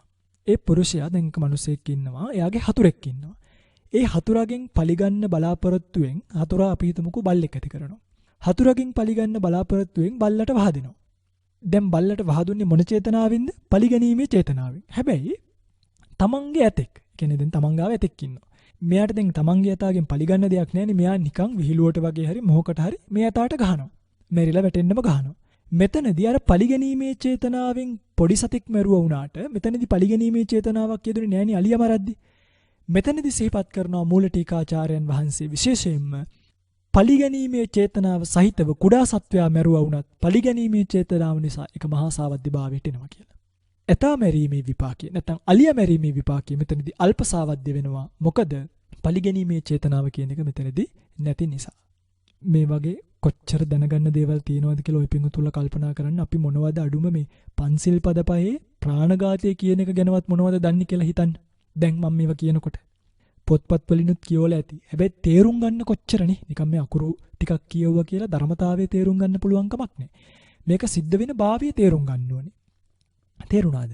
එසම මේවා කොච්චර අපිට දැනගන්න තියෙනවද? දැන් මෙතනදී තවත් මතයක් එනවා. ඒ කියන්නේ දැන් අතනදී කුඩා සතා සහ මහා සතාගෙන් මහා සතා මරණ එක වැඩිපුර හානිදායක වැඩි මහා සාවද්දී. තව එකක් බලන්න සියුම් කරලා පෙන්නනවා පලිගැනීමේ චේතනාව යෙදিলা කුඩා සතාව මැරුවොත් මහා සතාව පලිගැනීමේ චේතනාවක් නැතුව මැරුවොත් එතනදී පලිගැනීමේ චේතනාව නිසා කුඩා සතාව මරණිකේ විපාකය බලවත් වෙන්න පුළුවන් කියලා. මේක නැවතත් මදු ටීකාව කියන ටීකාවේදී දක්වලා තියෙනවා. සතාගේ ලොකු කුඩා මහත් භාවයෙන් ගැනීමම යුක්ති සාධකයි. ඒක යුක්ති සහිතයි. ඒක යුක්තිභාවයෙන් ගන්න පුළුවන් කාරණාවක් කියලා. ඒ නිසා මතක තියාගන්න ඔය කුඩා සතා මහත් සතා ඒ වගේම චේතනා දුබල බලභාවය නිසා මේ අල්ප සාවද්‍ය මහා සාවද්‍ය බව ප්‍රාණඝාත කුසලයේ තීරණීය භාවයට පත් වෙනවා. හරි. ඊළඟට සීලාදී ගුණ සම්පන්නයන් අතර ස්වල්ප ගුණ ඇති අය ඉන්නවනේ. දැන් ස්වල්ප ගුණ සහ මහා ගුණ කියලා දෙන්නෙක් ඉන්නවා. දැන් සමහර තිරිසනුන් ඉන්නවා මිනිස්යාට වඩා ලොකුයි. අලියා ගත්තොත් අලියාද ලොකු මිනිස්යාද? නේද? අලියා ලොකුයිනේ මිනිස්යාට වඩා. එතකොට මෙතනදී වස්තු වශයෙන් ගන්න හොඳ නේ. ලොකු සතා කුඩා සතා කියලා. මෙතනදී ಗುಣ වශයෙන් ගන්න ඕනේ. ಗುಣ වශයෙන් ගන්න කියන එක විශේෂයෙන්ම ධම්මසංගණි යනු ටීකාවේ සිහිපත් කරලා තියෙනවා. මෙතනදී ಗುಣ සහිත භාවය නිසා විපාක වැඩි වෙන්න පුළුවන් කියන එක. ඒතර මව්පියන් මැරීම කියන එක රහතන් වහන්සේ නමක් මැරීම කියන ඒවා මහා සාවද්‍ය භාවයටපත් වෙන්නේ ඒ නිසා. තේරුණා නේද? එතකොට පින්වත්නි මේ වගේ තවත් දැනගන්න ඕනෙම තියෙනවා. මම හිතන්නේ අපි හැමදේම එකතනින් ඉගෙන ගන්න නිසා දැනට අපි මේ එක දැනගන්න ඕනි ඔක්කොම ටික දැනගමු. හරි? මේකේ තව ක්‍රමයක් තියෙනවා උද්දිස්ස අනුදිස්ස කර්මය කියලා. ඒ කියන්නේ දැන් අපි හිතමුකෝ ඔන්න එක්තරා පුරුෂයෙක් කෙනෙක්ව මරන්න කියලා හිතලා චේතනාවෙන් පහර දෙනවා. ඔළුවට ගහනවා. ගහනකොට ඒ පාරින් මැරෙන්නේ නැහැ. ටිකක් වැටෙනවා. ඊට පස්සේ දැන් මැරෙන්නනේ ගැහුවේ. දැන් මැරෙන්නේ නැතුව වැටුණා. වැටුණාට පස්සේ අනුකම්පාවක් හිතෙනවා. අනේ ඉතින් මේ ඔන්න එහෙන්න මරන්නේ නැතුව මේකට තව පාරක් දීලා ඉන්නකො මරන්නේ නැහැ. දැන් මරන්න ඕනේ නැහැ. හැබැයි තව එකක් ගහලා යනවා කියලා හිතලා ගහනවා. ගහනකොට මරන්න හිතාගෙන නොගැහුවොත් ඒ ගහන පාරින් එයා මැරෙනවා. ඒ මැරුණේ පළවෙනි පහරත් සහාය වෙලා නම්. ඒ කියන්නේ දැන් පළවෙනියටම ඔළුවට ගහපු එකත් සහාය වෙනවා. හැබැයි දෙවෙනි පාර මරණ චේතනාවෙන් නෙමෙයි ගහන්නේ, නොමැරෙත්වා කියලා හිතලායි ගහන්නේ. හැබැයි මෙයා මැරෙනවා. ඒ මැරෙන්න අර පළවෙනි පාරත් මරණ චේතනාවෙන් ගහපු පාරිනුත් උදව්වක් ආවනම්, ඒක සහාය වුණා නම් මෙතනදි මෙයාට පින්වත්නි ප්‍රාණඝාත කර්මය කියන එක සිද්ධ වෙනවා. හැබැයි පසුව දුන් පහරින් නම් මැරුණේ. කියන්නේ පළවෙනි එක උපකාරී වෙන්නේ නැතුව අපි හිතමුකෝ පළවෙනි එක මොලේට වදිනවා. දෙවෙනි එක ගහනකොට පපුවට වැදිලා එතනින් තමයි යාගේ මරණය සිද්ධ වෙන්නේ. අර මොලේ කියන එකෙන් සහාය ආවේ නැත්තම් මොකද වෙන්නේ? දෙවෙනි පාරින් නම් මැරුණේ. පළවෙනි පාරින් මැරුණේ නැත්තම් එයාට මෙතනදි ප්‍රාණඝාත කර්මය සිද්ධ වෙන්නේ නැහැ. මොකද චේතනාව තිබෙන්නේ. මරණ චේතනාව නැතුවයි ගැහුවේ. නොමරුණු කැමැත්තෙන් ගැහුවේ. ඒ සිතින් ගහපු නිසා පින්වත්නි ප්‍රාණඝාතය සිද්ධ වෙන්නේ නැහැ. මේවා පරාජික අට කතාවල විශේෂයෙන්ම මනුස්ස විග්ඝහ පරාජික අට කතාව වීම පිළිබඳව බොහොම ලොකුවට සඳහන් කරලා තියෙනවා. අපි හිතමුකෝ තවත් මෙහෙම එකක් යුද භූමියක් තියෙනවා. යුද භූමියක හතුරෙක් දුවගෙන එනවා. එනකොට පින්වත්නි කවුරු හරි කෙනෙක් කඩුවක් අරගෙන ওই දුවගෙන එන එක්කෙනාගේ බෙල්ලට ගහනවා. බෙල්ලට ගහන්නේ බෙල්ල ගැලවෙන්නමයි. බෙල්ල ගැලවිලා වැටුණාට පස්සේ දැන් තාමත් උණුසුම තියෙනවනේ. ඒ උණුසුම් වේගයෙන් දුවන මේ කඳට කවුරු හරි කෙනෙක් ආයිත් ඇනලා මෙයාව මරනවා. දැන් මේ දෙන්නගෙන් කාටද ප්‍රාණඝාතය සිද්ධ වුනේ? මෙන්න මේකට තියෙනවා පුංචි වාදයක්. ඒ කියන්නේ මේකට මත දෙකක් තියෙනවා. අයෙක් කියනවා හිස කපපු කෙනාට නෙමේ ප්‍රාණඝාතය සිද්ධ වෙන්නේ එනපු කෙනාට කියලා. හැබැයි විශේෂයෙන්ම සඳහන් කරනවා ආභිධම්මික ගෝදත්ත කියන උතුමන් වහන්සේ. මේ තරුණ වහන්සේ සිහිපත් කරනවා මුන්වහන්සේ ආභිධම්මික අභිධර්මයේ දන්න උතුමන් වහන්සේ නමක්. මුන්වහන්සේ සිහිපත් කරනවා ඇඟට එනපු කෙනාට නෙමේ බෙල්ල කපපු කෙනාටයි ප්‍රාණඝාතය සිද්ධ වෙන්නේ කියලා. මොකද ඒ රූප ජීවිතින්ද්‍රිය නැසීම නාම ජීවිතින්ද්‍රිය නැසෙන හේතුවක් වෙච්ච නිසා. බුද්ධඝෝෂ ස්වාමිපාදයන් වහන්සේත් මේ මතය රුචි කරන බව අංගවල තියෙනවා අට කතාවේදී. මේ තමයි ප්‍රාණඝාතය ගැන ඔබ දැනගත යුතු දේවල්. හරි මේවා හරියට දැනගත්තේ නැති වුනහම දැන් සමහරු මේ දුකින් මුදවන්න මරනවනේ. ඒ කියන්නේ දැන් දුක් විඳ ඉන්න සත්වයක් අපි හිතමුකෝ බල්ලෙක් හැප්පිලා මැරෙන්න වැටිලා ඉන්නවා. මොකද වෙන්නේ මේ අර අහ කෑන එකක් ඔලුවට දා ගන්නවා වගේ මේ දුකින් මුදවනවා කියලා හිතාගෙන මරනවා. එහෙම එකක් නෑ පිටින්. දුකින් මුදවන්න මැරුවා කියලා එකක් නෑ. මරපු ගමන් ප්‍රාණඝාත කුසල කර්මයේ සිද්ධ වෙනවා. මොකද කරුණාසෙතින් මිනිස්සෙක්ව මරන්න බෑ. මරනවා නම් නිසකවම ද්වේෂ මූලික සිතකින්ම තමයි මරන්න වෙන්නේ. ද්වේෂ සිත අකුසල සිතක්. මේ අකුසල සිතට වදක චිත්තය ඇති වුණොත් කරුණා මුහුණුවර තිබ්බත් ඒකට කරුණා මුහුණුවර එන්න පුළුවන් පව් කියලා. හැබැයි ඒ කරුණා මුහුණුවර එන්නේ මන්ද ද්වේෂය. ඒ කියන්නේ ද්වේෂයේ සැර අඩුයි. හැබැයි මෝහය බලවත්. මන්ද ද්වේෂය හා බලවත් මෝහය කියන දෙකම එක්ුණාම කරුණා මුහුණුවරින් තමයි මේක එන්නේ. අර චිත්තචෛතසික ධර්මයන්ගේ තතලක්ෂණ දන්නේ නැති විභාගය දන්නේ නැති අය ඒ ද්වේෂ සහගත සිත අඳුරගන්නේ නැහැ. මගේ මෝහය බලවත් වෙලා ද්වේෂය බලවත් අඩු වෙලා කියලා හිතන්නේ කරුණා සහගත හිතින් තමයි මේ මම මේක කළේ කියලා. හැබැයි මතක තියාගන්න කුමන කරුණක් නිසා හෝ ප්‍රාණවදයක් කළත් ඒක ප්‍රාණඝාත අකුසල කර්මයට යනවා. හරි ඊළඟට සියපන නසා ගැනීම. දැන් අපි දන්නවා අත්තඝාතන කර්මය කියලා එකක් තියෙනවනේ. ඒ කියන්නේ දැන් සියපන නසා ගැනීම කියන එක ප්‍රාණඝාත කුසල කර්මයක් බවට පත් වෙන්නේ නැහැ. ඇයි? ප්‍රාණ සංඥාව නැහැනේ. ඒ කියන්නේ සතෙක් බව දැන් තමන්ගේ මේක සිහිපත් කරන්නේ පානෝ පාන සංහිතා කියන අංගය නැහැ. ඒ කියන්නේ සත්වයක් කියන අංගය නැහැනේ. තමා කෙරෙන් පිටත සත්ව සංඥාව නැති නිසා මේක කර්මපත භාවයට එන්නේ නැහැ කියලා සිහිපත් කරනවා. ඊළඟට මව්පියන් මැරීම කියන එක ගන්නකො. දැන් මව්පියන් මැරීම පිළිබඳවත් මෙතනදී අපි කතා කළ යුතුමයි. මොකද එතකොට තමයි මේක සම්පූර්ණ භාවයට වෙන්නේ. දැන් පින්ගන්නේ මව්පියන් මැරීම කියන එක සිද්ධ වෙන්නේ මෙහෙමයි. මනුෂ්‍ය ජාතික දරුවෙක් මනුෂ්‍ය වූම තමන්ගේ අම්මා තාත්තා මැරුවොත්. තේරුණාද? කියන්නේ මනුෂ්‍ය ජාතික දරුවෙක් මනුෂ්‍ය වූම තමන්ගේ අම්මා තාත්තා මැරුවොත් එයාට තමයි අනන්තරීය පාප කර්මය කියන එක සිද්ධ වෙන්නේ. මාතෘඝාතක පීතෘඝාතක කර්මය සිද්ධ වෙන්නේ. අපි හිතමු කෙනෙක්ගේ අම්මා හරි තාත්තා හරි තිරස්චීනෙක් වුණා කියලා. දැන් ওই පිඟුතුල අහන්න එපා. හාමුදුරනේ දරුවෙක්ගේ අම්මා කෙනෙක් තාත්තා කෙනෙක් තිරස්චීනෙක් වෙන්නේ කොහොමද කියලා. මේක මේ ධර්ම විභාගය. තේරුණාද? ඒ කියන්නේ මෙතනදී කියන්න ඕනි මනුස්සයෙක් මනුෂ්‍ය වූ අම්මා තාත්තගේ මරණය සිද්ධ කළොත් තමයි ප්‍රාණඝාතය වෙන්නේ කියලා. මේ ධර්ම ස්වභාවයේ ධර්ම විභාගයයි දක්වන්නේ. දැන් ওই පිඟුතුල මේක අහලා මේ කඩුපොළු උස්සන් එන්න එපා හාමුදුරනේ. කොහොමද මනුස්ස ජීවිතයේ තියෙන කෙනෙක්ගේ අම්මා හරි තාත්තා හරි තිරස්චීනෙක් වෙන්නේ කියලා. මේ ධර්ම ස්වභාවය තේරුම් ගන්න. මේ විපාකයේ එන විදිය තේරුම් ගන්න. එහෙම දැන් මනුස්ස ජාතික දරුවා විසින් තිරස්චීනව අම්මා හරි තාත්තා හරි මැරුවොත් එතකොට අනන්තරීය පාප කර්මය සිද්ධ වෙන්නේ නැහැ. තේරුණාද? ඒ වගේම තිරිසනෙක්ට මනුෂ්‍ය වෙච්ච තමන්ගේ අම්මා තාත්තා මැරුවොත් එයාට අනන්තරීය පාප කර්මයක් සිද්ධ වෙන්නේ නැත. දැන් මෙන්න මෙහෙම තේරුම් ගන්න. මේක කිව්වේ මෙන්න මේ නිසා. දැන් ওই පිඟුතුල්ලා මැරිලා ගිහලා සරපෙක් වෙලා උපදිනවා. ඊළඟ ජීවිතය ඇවිල්ලා තමන්ගේම අම්මට දෂ්ට කරනවා. දැන් ওই පිඟුතුලට අනන්තරීය පාප කර්මය වෙනවද? දැන් කලින් ආත්මය අම්මටනේ දෂ්ට කළේ. කලින් ආත්මෙ ගැන කවර කතාවද?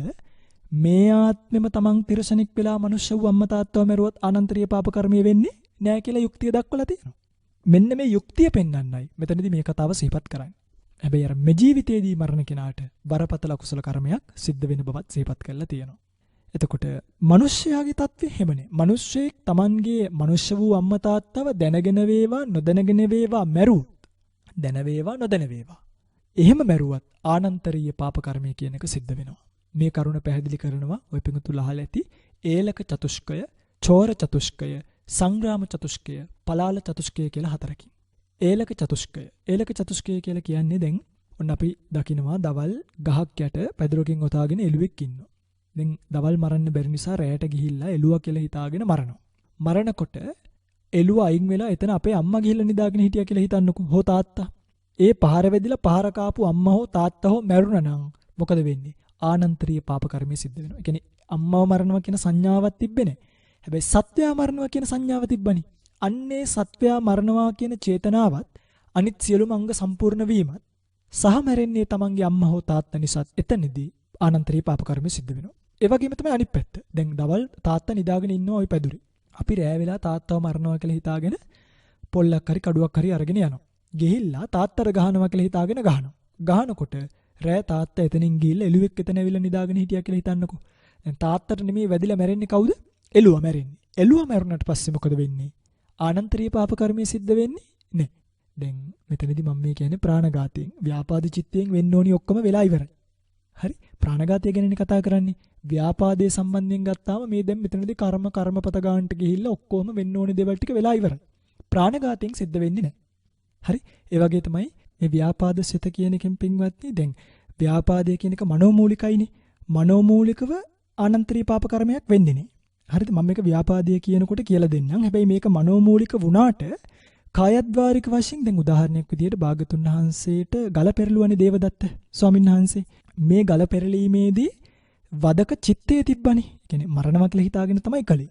ඒතර මැරුණේ නැති වුණාට ලේසැලවීම කියන එක සිද්ධ වුණා. එතකොට මේක ව්‍යාපාද චිත්තය තිබ්බට කර්මපතය ගන්නට ආවේ පින්වත්නි කාය දුස්චරිතයෙන්. ඒ කියන්නේ මනෝ දුස්චරිතයෙන් නෙමෙයි. විපාකයේ කියන්නේ ආනන්තරීය පාප කර්මයේ විශේෂයෙන්ම භාගතුන් වහන්සේගේ ලේසැලවීම කියන එක පින්වත්නි කායද්වාරිකයි. ඒක කායද්වාරයෙන් තමයි සිද්ධ වෙන්නේ. මනෝද්වාරයෙන් එක වෙන්නේ නැත. කියන්නේ ආනන්තරීය පාප කර්ම ගන්නට යන්නේ නැහැ. සංඝ ભેදය කියන එක වචී කර්මයි. අනිත් හතරම මාතෘඝාතක, පීතෘඝාතක, අරහන්තඝාතක, ලෝහිතුප්පාද කියන ඒවා ඔක්කොම කාය කර්මියෝ ගන්නටයි යන්නේ. ඒ නිසා මෙතනදී ප්‍රාණඝාතයේ පැත්තෙන් ආනන්තරීය පාප කර්මයක් වෙන්නේ නැහැ. වදක චිත්තයෙන් වෙන්න ඕනි කර්මපතේ සම්පූර්ණ භාවයටපත් වෙනවා කියන එකයි කියන්න උවමනා වුනේ. මේකට කියනවා ඒලක චතුෂ්කය කියලා. ඒ කියන්නේ දැන් දෙකක් කිව්වනේ. මොකද අම්මා ඉන්න තැන එළුවා හිටියොත්, එළුවා ඉන්න තැන අම්මා හිටියොත්. අම්මා ඉන්න තැන එළුවා හිටියොත් ආනන්තරියක් වෙන්නේ නැහැ. එළුවා ඉන්න තැන අම්මා හිටියොත් ආනන්තරියක් වෙනවා. ඒ වගේමයි අම්මා ඉන්න තැනක අම්මා කියලා හිතාගෙන ගැහුවොත් අම්මා මේ පාර වැදිලා මරණයටපත් වුණොත් එතකොට ආනන්තරීය පාප කර්මී විනවා. එළුවා ඉන්න තැනක එළුවා කියලා හිතාගෙන එළුවට ගහලා එළුවම මැරුණොත් එතනදී ආනන්තරීය කර්මී සිද්ධ වෙන්නේ නැහැ. මේකට කියනවා ඒලක චතුෂ්කය කියලා. චෝර චතුෂ්කයත් මේ වගේම තමයි. ඔය එළුවා කියන තැනට සොරා කියන එක දාගන්නකො. සොරෙක්ට ගහනවා කියලා හිතාගෙන ගහනකොට අම්මට වැදිලා අම්මා මැරුණොත් ආනන්තරීය කර්මයක්. අම්මට ගහනවා කියලා හිතාගෙන අම්මට ගහනකොට අම්මට වදින්න තෝ සොරෙක්ට වැදිලා සොරා මැරුණොත් ආනන්තරීය පාප කර්මයක් නේ. තේරුණානේ? ඒ තමයි චෝර චතුෂ්කය. සොර ක්‍රමයෙන් මේක අවබෝධ කරගන්න තියෙන කාරණාව. ඊළඟට සංග්‍රාම චතුෂ්කය. සංග්‍රාම චතුෂ්කය කියලා කියන්නේ දැන් යුද්ධයකට යනවා. අපි හිතමු යුද්ධයකට ගියා. යනකොට සතුරු පක්ෂයේ ඉන්නවා තාත්තා. කියන්නේ තාත්තා හතුරු පක්ෂයේ ඉන්නේ. මෙතනදී පුතේ පුංචි වෙනසක් තියෙනවා. ඒ කියන්නේ මෙතනදී පුතා හිතනවා දැන් තාත්තා ඉන්නවා තාත්තට ගහන්න නැතුව මං අන්න අර හවලාට ගහනවා. එයාට ගහනකොට තාත්තා දුවයි කියලා හිතලා පින්වන්නේ අරයට ගහනවා. ගහනකොට ඒ පාර වැදිලා තාත්තා මැරුණා. මොකද වෙන්නේ? දැන් ওই පිංගුතුලාට හිතයි අර දෙකේ න්‍යායෙන් ගත්තාම ඒලක චතුෂ්කයේ විදියට නම් එළුවට ගහනකොට තාත්තා මැරෙනකොට ආනන්තරියක් වුණා. සොරාට ගහනකොට තාත්තා මැරෙනකොටත් ආනන්තරියක් වුණා. එහෙනම් මෙතනදිත් යුද්ධය කියලා එකක් නැහැ. අරයට ගහනකොට මෙයා මැරුණොත් ආනන්තරිය වෙනවා කියලා හිතයි. නෑ. මෙතනදී මෙයාට ආනන්තරිය කර්මය වෙන්නේ නැහැ. මොකද පහර දුන්නේ පියා මරණු පිණිස නෙමෙයි. මෙයාගේ මේ චේතනාව පැහැදිලිව මෙයා දැක්කනේ. මෙයා පින්වත්නි පියා මරණ චේතනාව මෙයාට ආවෙම නැති නිසා. ඒ කියන්නේ මරණ චේතනාව ආවෙම නැහැ. මෙයා පහර දුන්නේ වෙන කෙනෙකුටමයි පැහැදිලිවම. පියාට වදී කියලා හිතුවේවත් නැහැ. එතනින් පියා මැරුණොත් පින්වත්නි මෙතනදී අනන්තරීය කර්මය සිද්ධ වෙන්නේ නැහැ. හැබැයි මෙහෙම වෙනවා. දැන් ඔන්න සතුරා ඉස්සරහා ඉන්නවා. සතුරාගේ පිටිපස්සේ තමයි තාත්තා ඉන්නේ. මෙයා සතුරට තියෙනවා තාත්තටත් වදී කියලා දැනගෙන. එහෙම කරගෙන සතුරට විද්ධාම පින්වත්නි සතුරාගේ ශරීරයේ විනිවිද ගිහිල්ලා පියාට වැදුනොත් පියා මැරුණොත් එතනදී අනන්තරීය පාප කර්මය සිද්ධ වෙනවා. ඊළඟට ආයුධය සුද්ධ කරගන්න කියලා හිතාගෙන අපි හිතමු දැන් මොකක් හරි පිදුරු ගොඩක් හරි මොකක් හරි තියෙනවා. දැන් මෙයා ආයුධය සුද්ධ කරගන්න කියලා හිතාගෙන පිදුරු ගොඩට හැම කරලා අයින්නවා. අයින්කොට පියා පින්වත්නි ওই පිදුරු ගොඩේ සැඟවිලා ඉඳලා ඒ පහර වැදිලා මැරුණොත් මෙයාට අනන්තරීය කර්මය සිද්ධ වෙන්නේ නැහැ. එයි මෙයා පිදුරු ගොඩයට කවුරු හරි ඉන්නවා කියලා දන්නෙත් නැහැ. යාව මරනවා කියලා එයාට සිහියක් තිබ්බෙත් නැහැ. හැබැයි පිදුරු ගොඩයට කවුරු හරි කෙනෙක් ඉන්නවා කියලා හිතාගෙන යාව මරනවා කියලා එන්නොත් අන්නේ අවස්ථාවේදී යාට අනන්තරීය පාප කර්මය සිද්ධ වෙනවා. ඒවට කියනවා පලාල චතුෂ්කය කියලා. ඉතින් මං හිතන්නේ ඔය පිංගුදුලට ප්‍රාණඝාතය පිළිබඳව සෑහෙන ලොකු අවබෝධයක් එන්නේ නැති මම දීර්ඝ විස්තරයක් කළේ පින්වත්නි මේවා ඉතින් දැනගන්නකොට හැමදේම දැනගෙන ඉන්න එක අපිට හරිම වටින නිසා. ඉතින් මේ තමයි ප්‍රාණඝාතය කර්මපතයක් භාවයට පත් වෙන්න අවශ්‍ය කරන අංග ටික බවට පත් වෙන්නේ. මේ අංග පරිපූර්ණ වෙලා මේ විදිහට ප්‍රාණඝාතය සිද්ධ කරොත් ප්‍රයෝග 6න් 5ක් ප්‍රාණඝාතය කායද්වාර වශයෙන් සිද්ධ වෙන බවත් ආනත්තික ප්‍රයෝගයෙන් සිද්ධ කරොත් වචීද්වාර වශයෙන් ප්‍රාණඝාත අකුසල කර්මය කර්මපතයක් බවට පත් වෙන බවත් ඔය පිංගුතුල්ලා මනාව වටහා ගන්න ඇති කියලා හිතනවා. ඊළඟට අපිට කතා කරන්න තියෙන්නේ අදින්නාදාන අකුසල කර්මය පිළිබඳව. අදින්නාදාන අකුසල කර්මයක් සාමාන්‍යයෙන් බහුල වශයෙන් පවතින්නේ කායද්වාරයේ මුල් කරගෙන. මොකද්ද මේ අදින්නාදාන කර්මය කියලා කියන්නේ පිටින් කාය වාචාහි අදින්නස්ස ආදානං අදින්නාදානං කියලා කියනවා. ඒ කියන්නේ මේ කය වචනේ මුල් කරගෙන අදින්නස්ස කියලා කියන්නේ පිටින් නොදෙන ලද්ද කියන එක. ඒ කියන්නේ දුන්න දෙයක් නෙවෙයි නොදුන්න දෙයක් ආදානං සොරකමින් අදින්නාදානං ගන්න එකට කියනවා අදින්නාදානය කියලා. ඉනි වස්තුවේ අයිතිකාරයා විසින් කය වචනයෙන් නොදෙන ලද්ද කියන එකයි මේකේ අර්ථය. තේරුණාද මම මේ කියන එක? කියන්නේ වස්තුවේ අයිතිකාරයා විසින් Tamanගේ කයෙන් හෝ වචනයෙන් නොදෙන ලද අන්සතු වස්තුව සොරකම් කළොත් අන්නේ සොරකම් කිරීමට හේතු වෙන ලෝභ ජවන, ද්වේෂ ජවන සංප්‍රයුක්ත කායද්වාර වාග්ද්වාර කියන ద్వාර දෙකෙහි පවතින තෙය්‍ය චේතනාව නැත්නම් සොරකම් චේතනාව අදින්නාදාන කර්මීය බවට පත් වෙනවා. මේක ලෝභයෙන් ගන්නත් පුළුවන්, ද්වේෂයෙන් ගන්නත් පුළුවන්. හරිද? එතකොට කායද්වාරිකව වෙන්නත් පුළුවන්, වචීද්වාරිකව වෙන්නත් පුළුවන්. ద్వාර දෙකෙන්ම සිද්ධ වෙන්න පුළුවන්. ලෝභ සහ ද්වේෂ කියන දෙකෙන්ම සිද්ධ වෙන්නත් පුළුවන්. දැන් ප්‍රාණඝාතය කියන එක සිද්ධ වෙන්නේ දේශමූලික සිතින්. මෙතනදී අදින්නාදානය කියන එක පින්වත්නි අන්න ඒකනේ මම ඔය ලෝභ මූලික, ද්වේෂ මූලික සිත් කියද්දී දැන් ඔය පින්තුලට මතකයි නම් දැන් මම ලෝභ මූලික සිත් ගැන කියනකොට කිව්වා නේද? දස අකුසල් අතරින් සොරකම, කාම මිත්‍යාචාරය, මුසාවාද, පිසුනා වාච, ඊළඟට සම්පප්පලාප, අවිද්‍යාව, මිච්ඡාදිට්ඨිය කියන අකුසල් 7 ලෝභ මූලිකව සිද්ධ වෙනවා කියලා. එතනදී කිව්වා අර නියත සහ අනියත කියලා එකකුත්. හැබැයි මම එතනදී කවදාවත් කොතනදීවත් කිව්වේ නැහැ ප්‍රාණඝාතය කියනක ලෝභ මූලික සිතින් වෙනවා කියලා. ඔය පින්තුලට මතකයි නම් ද්වේෂ මූලික සිත් ගැන සිහිපත් කරනකොට ද්වේෂ මූලික සිත්වලදී කිව්වා ප්‍රාණඝාතය, පරුස වචන කීම, ව්‍යාපාදයේ කියනවා පටිඝ සිතේ නියතයි කියලා. තේරුණාද මම මේ කියන එක? සොරකම, බොරු කීම, කේලාම් කීම, සම්ප්‍රප්පලාප කියන ඒවා අනියතයි. එතකොට දැන් තේරෙනවද ප්‍රාණඝාතය සිද්ධ කරන්නේ දේශ මූලික සිතින්. ඒ නිසා කිව්වේ දේශ මූලික සිද්දකින් තමයි අරක සිද්ධ වෙන්නේ. අදින්නාදානී කියන එක දේශ මූලිකවත් අනියතාකාරයෙන් වෙන්න පුළුවන්. ලෝභ මූලිකවත් වෙන්න පුළුවන්. ඔය ආකාරයට ලෝභයෙන් වේවා, ද්වේෂයෙන් වේවා, කායද්වාරයේ වේවා, වචීද්වාරයේ වේවා යම් කිසි කෙනෙක්ගේ සොරකම් චේතනාව අදින්නාදාන කර්මයේ බවට පත් වෙනවා. මේ අදින්නාදාන කර්මයේත් පින්වත්නි දැනගන්නවා නම් දැනගන්න බොහෝ දේවල් තියෙනවා. හරිද පින්වත්නි? ඉතින් මේවා විස්තර කරන්න ගියොත් තව පැය ගාණක් අරගෙන විස්තර කරන්න පුළුවන් දේවල් තියෙනවා. නමුත් අපිට කලබලයකුත් නැති නිසා බොහෝ දෙනෙක්ගේ හිතසුව පිණිස මේවා අපි විස්තර කරලා දෙන්නම්. මොකද මේවා විස්තර වශයෙන් දැනගැනීමෙන්ම මේ දේවල් පිළිබඳව අවබෝධයක් ඇති කරගන්න පුළුවන්කම ලැබෙන නිසා. මේ අදින්නාදානය කර්මපතයක් බවට පත් වෙන්න බලපාන කරුණු 5ක් තියෙනවා. ඒ තමයි අන්සතු වස්තුවක් වෙන්න ඕනි, අන්සතු වස්තුවක් බව දැනගන්න ඕනේ, සොරා ගැනීමට සිත් වෙන්න ඕනේ, ඒ වස්තුව පැහැර ගැනීමට උපක්‍රමය යොදන්න ඕනේ, ඒ වස්තුව සොරකම් කරන්න ඕනේ. අන්සතු වස්තුවක් වෙන්න ඕනේ, වස්තුව අන්සතුයි කියලා දැනගන්න ඕනේ, ඒ සොරකම් කරන්න සිත චේතනාව පහළ වෙන්න ඕනේ, ඒ වස්තුව පැහැර ගැනීමට උපක්‍රම යොදන්න ඕනේ, අන්සතු වස්තුව සොරකම් කරන්න ඕනේ. මෙන්න මේ කියන අංග 5 යෙදුනොත් එතන අකුසල කර්මය නැත්නම් අදින්නාදාන අකුසල කර්මය කර්මපතයක් ගන්නටපත් වෙනවා. එතකොට මේ අදින්නාදාන කර්මය බොහෝ වෙලාවට සිද්ධ වෙන්නේ කායද්්වාරයෙන්. නමුත් ආනත්තික වශයෙන්, ඒ කියන්නේ අනකිරීම වශයෙන්, දැන් අපි කියමුකෝ උපක්‍රමය කියන එක යොදනවානේ. ඒ උපක්‍රමයේ අනකිරීමක් කරලා යෙදුවොත් එතකොට මේක සිද්ධ වෙන්නේ වාග්ද්්වාරයෙන්. සාමාන්‍යයෙන් සිද්ධ වෙන්නේ කායද්්වාරයෙන් වුණාට අනකරලා සිද්ධ කරොත් වෙන්නේ වාග්ද්්වාරයෙන්. ඒව මතක තියාගන්න. ඒ වගේම තමයි යම්කිසි වස්තුවක් හොරකම් කරනකොට ඒක හොර හිතින්ම ගත්තත් ඒකට අයිතිකාරයෙක් නැත්තම්, ඒ කියන්නේ අපි හිතමුකෝ අයිතිකාරයා පොල් කට්ටක් හරි මොකක් හරි මාලයක් බිම දාලා යනවා, මට මේක ඕනේ නැහැ, කැමති කෙනෙක් ගනිත්වා කියලා. දැන් අයිතිකාරයා තමන්ගේ ස්වාමීත්වයෙන් ඒක අයින් කරලානේ තියෙන්නේ. එතකොට මොකද වෙන්නේ? මෙයා මේක සොරසිතින් ගත්තත් අනුන්ගේ වස්තුවක් නොවන නිසා, අන්සතු වස්තුවක් වෙන්නත් එපේ. අන්සතු වස්තුවක් නොවන නිසා එතනින් අදත්තාදාන කර්මය කියන එක සිද්ධ වෙන්නේ නැත. හැබැයි මෙතනදිත් අර අවිජ්ජා, දැන් අතනදී ව්‍යාපාදේනේ ආවේ. මෙතනදී අවිද්‍යාව කියන එක කර්මපත භාවයට එනවා. ඒක මනෝමූලිකව සිද්ධ වෙන එකක්. අදත්තාදාන කර්මය සිද්ධ වෙන්නේ නැහැ. මොකද අවිද්‍යාව කියන එක කර්මපත භාවයට එන්න බලපාන්නත් ඕනි. අංග දෙකක් විතරයි. අන්සතු වස්තුවක් වීම, ඒ තමාහට වේවායි සිතීම. එච්චරයි. අන්සතු වස්තුවක් වෙන්නත් ඕනි. ඒ වස්තුව තමාහට ලබා ගැනීමේ බලවත් ආශාව. නැත්නම් ඒක තමන්ට වේවා කියලා සිතනකොටම ඒ සිතීමෙන්ම අවිද්‍යාව කියන අකුසල කර්මය මනෝද්වාරිකව සිද්ධ වෙනවා. හැබැයි මෙතනදී අදින්නාදානි එහෙම සිද්ධ වෙන්නේ නැහැ. දැන් අවිද්‍යාව කියන කුසල කර්මපතේ වෙනවා. අදින්නාදානි කියන කුසල කර්මපතේ වෙන්නේ නැහැ. නැති හේතුව තමයි ඒක අන්සතු වස්තුවක් නොවන නිසා. කියන්නේ ඒ අංග පරිපූර්ණභාවයට පත් වෙන්නේ නැති නිසා. යම් වෙලාවක අන්සතු වස්තුවක් නම් එයාට අවිද්‍යා කුසල කර්මත් මනෝද්වාරිකව කර්මපත ගන්නට එනවා. අදින්නාදාන කුසල කර්මයක් කායද්වාරිකව කර්මපත ගන්නට එනවා. ඒ වගේම තමයි යම් කිසි කෙනෙක් අන්සතු වස්තුවක්. ඒ කියන්නේ දැන් අනුන්ගේ මොකක් හරි මාලයක් දැකලා ඒක අනුන්ගේ කියලා දන්නේ නැහැ. Tamanගේ කියලා හිතලා මේ මගේ අතින් වැටිච්ච එකක් වෙන්නේ නැති කියලා හිතලා තමාට අයත් කියන හැඟීමෙන් ගත්තොත් ඒත් මෙතනදී මොකක් වෙන්නේ නැද්ද? අදත්තා දානිය වෙන්නේ නැහැ. ඇයි? අන්සතු වස්තුවක් බව දන්නේ නැති නිසා. අන්සතු වස්තුවක් වුණාට අන්සතු වස්තුවක් කියලා දන්නේ නැහෙනි. ඒ දන්නේ නැතිකම නිසා මෙතනදී කර්මපතයක් ගන්නට එන්නේ නැහැ. ඒක කර්මයක් විතරක් බවට පත් වෙනවා. එතකොට ප්‍රවෘත්ති විපාකය ලැබෙනවා. පටිසන්ධි විපාක ලැබෙන්න තරම් මේක බලවත් එකක් බවට පත් වෙන්නේ නැහැ. දැන් මෙතනදිත් මෙහෙම කාරණාවක් තියෙනවා. අදින්නාදාන කියලා පරාජිකාවකුත් තියෙනවා භික්ෂුවට. මේ පරාජිකාවේදී තිරස්චීන සත්වෙක් සතු දේවල්. ඒ කියන්නේ අපි හිතමුකෝ දැන් බල්ලෙක් මස් කෑල්ලක් කරයි යනවා. දැන් බල්ලෙක් මස් කෑල්ලක් කරයි යනකොට ඒ බල්ලගේ මස් කෑල්ල හොරකම් කරොත් එවතක් නැහැ කියලා සිහිපත් කරලා තියෙනවා. අනාපත්‍ති. හැබැයි විනයපාළියේ එවතක් නැහැ කියලා කිව්වට පින්වත්නි අදින්නාදාන කර්මයේ සිද්ධ වෙන්නේ නැහැ කියලා නෑ. තේරුණාද?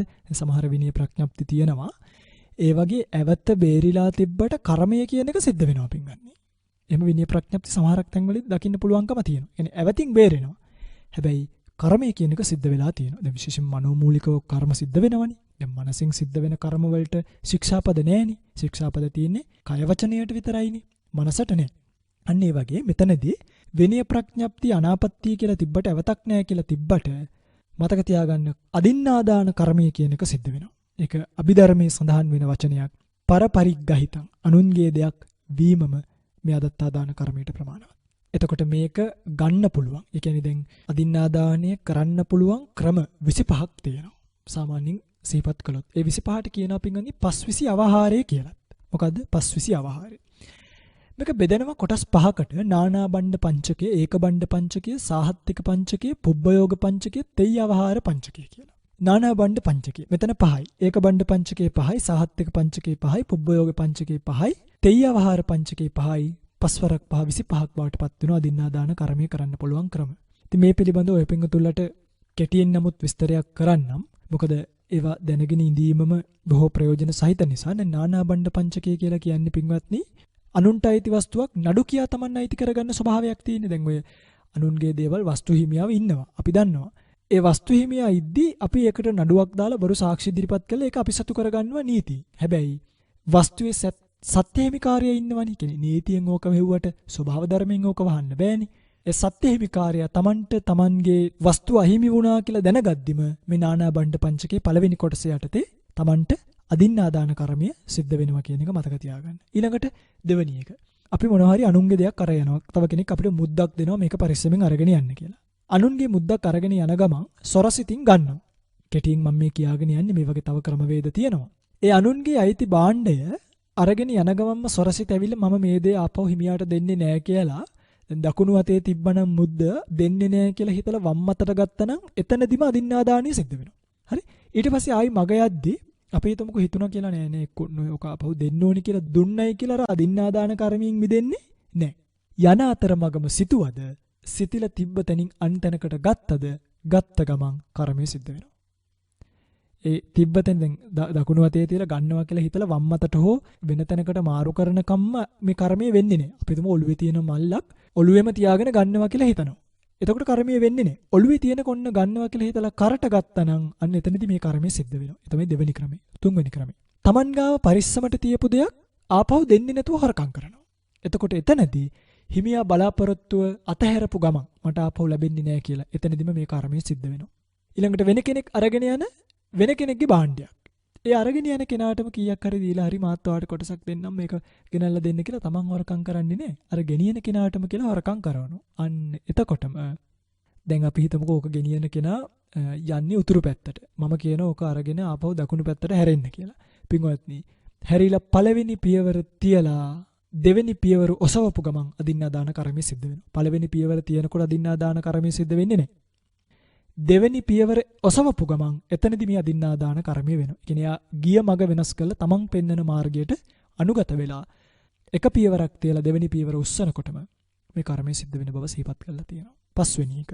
යම්කිසි භාණ්ඩයක් තියෙන තැනකින් සොරසිතින් වෙන තැනකට ගන්නවා. නැත්තම් ඉස්සුවත් ඇති. ඒ කියන්නේ අපි හිතමු මුද්දක් වැටිලා තියෙනවා. තියෙනකොට මම මේක ගන්නවා කියලා හිතාගෙන තිබ්බතනින් ඉස්සුවත් මොකෝ වෙන්නේ? ඉස්සුවත් පින්වත්නි හොරකම කියන එක සිද්ධ වෙනවා. මේ තමයි පළවෙනි නානා බණ්ඩ පංචකයේ ක්‍රම 5. ඊළඟට එනවා ඒක බණ්ඩ පංචකය. ඒක බණ්ඩ පංචකයේදී වෙන්නේ පින්වත්නි මේ අර විදියමයි.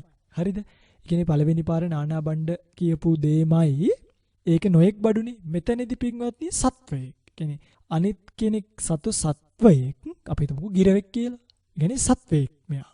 ඒ ගිරවව නඩු කියලා ගත්තොත් අරගෙන යනකොට මාරු කරොත් වෙන කෙනෙක් ගෙනියනකොට ගත්තොත් ආදී වශයෙන් අර කියපු පහම කළොත් එතනදී මෙයාට පින්වත්නි ඒක බණ්ඩ පංචකයෙන් මේ අදින්නා දාන කර්මය සිද්ධ වෙනවා. මේ දෙකේ වෙනස තමයි දැන් අර ඒක බණ්ඩ පංචකය නානා බණ්ඩ පංචකයේ බඩු පිළිබඳ වූවක්. ඒක බණ්ඩ පංචකයේ සත්වයන් පිළිබඳ වූවක්. දෙකේ වෙනස එච්චරයි. ලේසියිනේ. හොඳයි. ඊළඟට එමු සාහත්තික පංචකය කියන එකට. සාහත්තික පංචකය කියලා කියන්නේ පින්වත්නි දැන් සියතින්ම බඩු හොරකම් කිරීම. මේක තමයි ඒකාවහාරයක්. සියතින්ම හොරකම් කරොත් ඒත් අදින්නා දානිය සිද්ධ වෙනවා. අනුන් ලවා සොරකම් කෙරෙව්වොත් ඒත් පින්වත්නි මෙතනදී ආනත්තික වශයෙන් අනුන් ලවා කරවන නිසා අදින්නා දානිය කියන එක සිද්ධ වෙනවා. ඊළඟට දැන් අපි ඉන්නවා අපි කොහෙට හරි යනවා. ඉන්නකොට එතනදී හොරකම් කරන්නේ නැතුව එළියට විසික් කරලා පස්සේ හොරකම් කරනවා. ඒ කියන්නේ දැන් ගෙයක් ඇතුළේ ඉඳලා ගේ ඇතුළේ තියෙන මුද්ද එතනදී හොරකම් කරන්න ඕනි කියන සංඥාව එන්නේ නැහැ. එතනදී විසික් කරනවා. විසික් කරලා එළියට ගිහිල්ලා හොරකම් කරනවා. අන්න එතකොටත් මේ අදින්නා දාන කර්මය සිද්ධ වෙනවා. ඕක වෙනවා මේ බදු අය කරන තැන්වල අපි හිතමුකෝ එයාපෝට් එකෙන් මොනවා හරි අරන් එනවා. ඒකට බද්දක් තියෙනවා. ඒ බද්ද දෙන්නේ නැතුව හොරෙන් එහාට මෙහාට රිංගලා අරන් එනවා බදු ගෙවන්නේ නැතුව.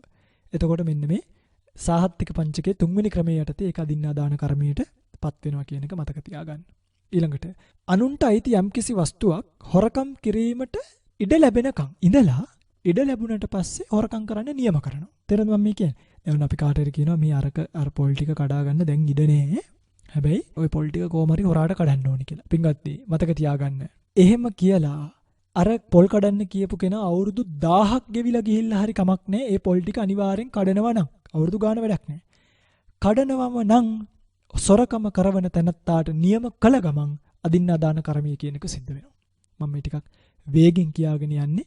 මොකද කාල වේලාව ගොඩක් මේ ධර්ම දේශනාවට ගත වෙන නිසා.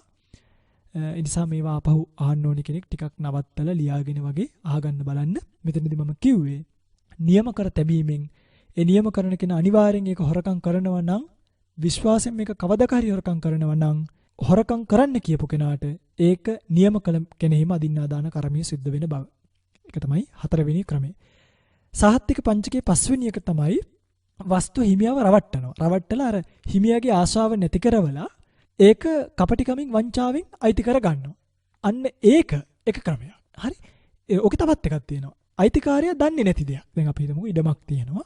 ඒ ඉඩම ඒ අයිතිකාරයා දන්නේ නැහැ ඒ ඉඩම එයාගේ කියලා.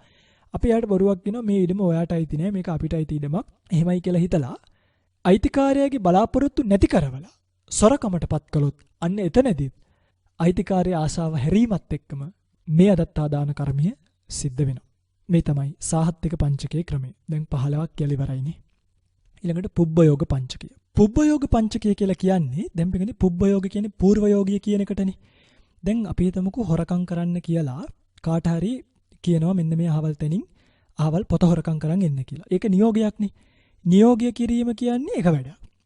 ඒතර එයා ගිහිල්ලා පොත ගන්නවනේ කවදා හරි. ඒ පොත ගන්නවා කියන්නේ තව වැඩක්. මෙතනදී පින්වත්නි පළවෙනියටම සිද්ධ වෙන්නේ නියෝග කිරීම. නියෝග කරපු කෙනා නවරදවාම ඒක කරනවා නම් මෙතනදී මේ කියන්නේ පුබ්බයෝග පංච කියන්නේ పూర్ව යෝගයේදීම අකුසල කර්මයේ වෙන තැන. නිසකවම එයා ගන්නවා නම් එයා ඒක කවදා කොතනදී ගත්තත් සොරකම් කරන්නාට නියම කළ පමණින් එයා දත්තා දාන පාපය සිද්ධ වෙනවා. කර්මය සිද්ධ වෙනවා. හරි? ඊළඟට ප්‍රයෝගය කිරීම සමගම දත්තා දාන කර්මය සිදු වීම. ඒ කියන්නේ දැන් මෙතනදී දැන් අපි හිතමුකෝ ඉඩමක් තියෙනවා. ඒ ඉඩම හොරකම් කරන්න කියලා හිතාගෙන මේ පස්සේ නඩුවක් හරි මොකක් හරි කියන්නම් කියලා සීමා මායිමක් වෙනස් කරනවා. සීමා මායිම වෙනස් කරද්දිම, ඒ කියන්නේ පූර්ව ප්‍රයෝගය කරද්දිම, අතනදී නියෝගය දෙද්දිම, මෙතනදී ප්‍රයෝගය කරද්දිම සීමාව වෙනස් කරන කණුව හිටවනකොටම අදත්තා දාන කර්මය සිද්ධ වෙනවා. මේ දෙක. තුන්වෙනි එක. කීප දෙනෙක් හොරකම් කරන්න කතා කරගෙන යනවා. ගිහිල්ලා හොරකමට ගියායින් පස්සේ මේ එක්කෙනෙක් මේක හොරකම් කරනවා. අනිත් 4 දෙනා 5 දෙනා අපි තුමුක 5 දෙනෙක් කතා කරගෙන යනවා. එක්කෙනෙක් තමයි ওই බාණ්ඩේ හොරකම් කරන්නේ.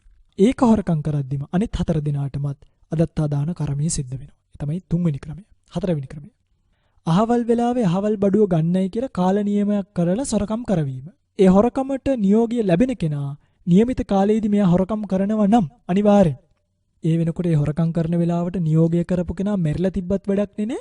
මොකද නියෝගය කරන වෙලාවෙදී මෙයාට අදත්තා දාන කර්මය සිද්ධ වෙලා ඉවරයි. අර අනිවාර්යෙන් හොරකම් කරන නිසා. 4. 5 වෙනි එක. සංඥාවක් කරලා හොරකම් කරවීම. කියන්නේ මම අත උස්සද්දි හොරකම් කරන්න කියලා කියනවා. ඔයා යන්න මම අත උස්සනකම් හොරකම් කරන්න එපා මම බලන් ඉන්න. බලන් ඉඳලා මෙහෙම අත ඉස්සුවොත් ඔයා හොරකම් කරන්න කියලා කියනවා.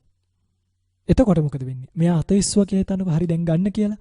ගන්නකොට අර හොරකම් කළොත් මේ අත උස්සනවත් එක්කම කියන්නේ සංඥාව දීමත් සමගම එයා ඒක හොරකම් කළොත් සංඥා කරන්නාටත් කියන්නේ ගත්ත කෙනාට විතරක් නෙමෙයි සංඥාව කරපු කෙනාටත් ඔතනදී අදත්තා දාන කර්මය කියන එක සිද්ධභාවයට එනවා. ඉතින් ඕක තමයි පුබ්බ යෝග පංචකයේ ක්‍රම 5. බලන්න පින්වත්නි මේවා කොච්චර ලස්සනද කියලානේ. කියන්නේ මේවා හරියටම දැනගත්තාම අපිට කොච්චර පරිස්සම් වෙන්න පුළුවන්ද නේ? මේවා දන්නේ නැති වුනහම අපි දන්නේම නැතුව අපි කොච්චර මේ අකුසල කර්ම වලට සංසාර ජීවිතේ මේ බුද්ධෝත්පාද කාලයකවත් දන්නේ නැතුව ඉන්නවනම් සංසාර ජීවිතේ මේවට කොච්චර අහු වෙනවද? නිකන් හිතන්න ඔය පිංගුතුල. බුද්ධෝත්පාද කාලයේවත් මේ ප්‍රයෝග මේ ප්‍රභේද මේ ලක්ෂණ මේ විභාග මේ විස්තර දන්නේ නැතුව මේ වර්ණනාවන් දන්නේ නැතුව ඉන්නවනම් අබුද්ධෝත්පාද කාල ගැන කවර කතාවක්ද නේ? ඒ නිසා මේවා ආසාවෙන් ඌමනාවෙන් අහලා ඉගෙන ගන්න. ඊළඟට අපිට අවසානයේදී ඉතුරු වෙන්නේ තෙය්‍ය අවහාර පංචකය කියන එක. තෙය්‍ය අවහාර පංචකය කියන්නේ පින්වත්නි දැන් මේකෙදි එක එක දේවල් තියෙනවා. දැන් උදාහරණයක් විදියට අන්සතු වස්තු හිමියාට නොපෙනෙන්න ගන්නවා. දැන් අර කිරණ මනින අය ඉන්නවනේ. ওই කිරණ මනින අය සමහරව වංචා කරනවනේ නේ. කියන්නේ 100ක් කිරන්නේ කිව්වම 95ක් කිරලා දෙනවා. අන්න එතකොට අන්සතු වස්තු එහෙම හොරකම් කළොත් ඒක තෙය්‍ය අවහාර ගණීට යනවා. අදින්නා දාන පාප කර්මය සිද්ධ වෙනවා. මේකේ එක එක ක්‍රම වලට අහු වෙන්න පුළුවන් ක්‍රම තියෙනවා. ඒ කියන්නේ ඔය කැඩිච්ච බඩු දැන් සමහරව ඉන්නවා කැඩිච්ච වාහන එහෙම මොකද කරන්නේ මේ හොඳ බඩුයි කියලා හැප්පිච්ච වාහන හැප්පිලා නැහැ කියලා විකුණනවා. මොකද වෙන්නේ? මේගොල්ලන්ටත් මේ අදින්නා දාන කර්මය සිද්ධ වෙනවා. රන් රිදී නොවන දේවල් රන් රිදී කියලා විකුණුවොත් හොර නෝට්ටු කාසි දීලා යම්කිසි බඩුවක් ගත්තොත් ඒගොල්ලන්ට මේ අදින්නා දාන පාප කර්මය සිද්ධ වෙනවා. ඒ වගේම තමයි නුවණ නැති මිනිසුන්ව උපායකින් රවටලා ඔවුන් සතු බඩු හොරකම් කළොත් ඒකත් මේ තෙය්‍ය අවහාරයටම ඇතුළත් වෙනවා. ඒක පළවෙනි ක්‍රමය.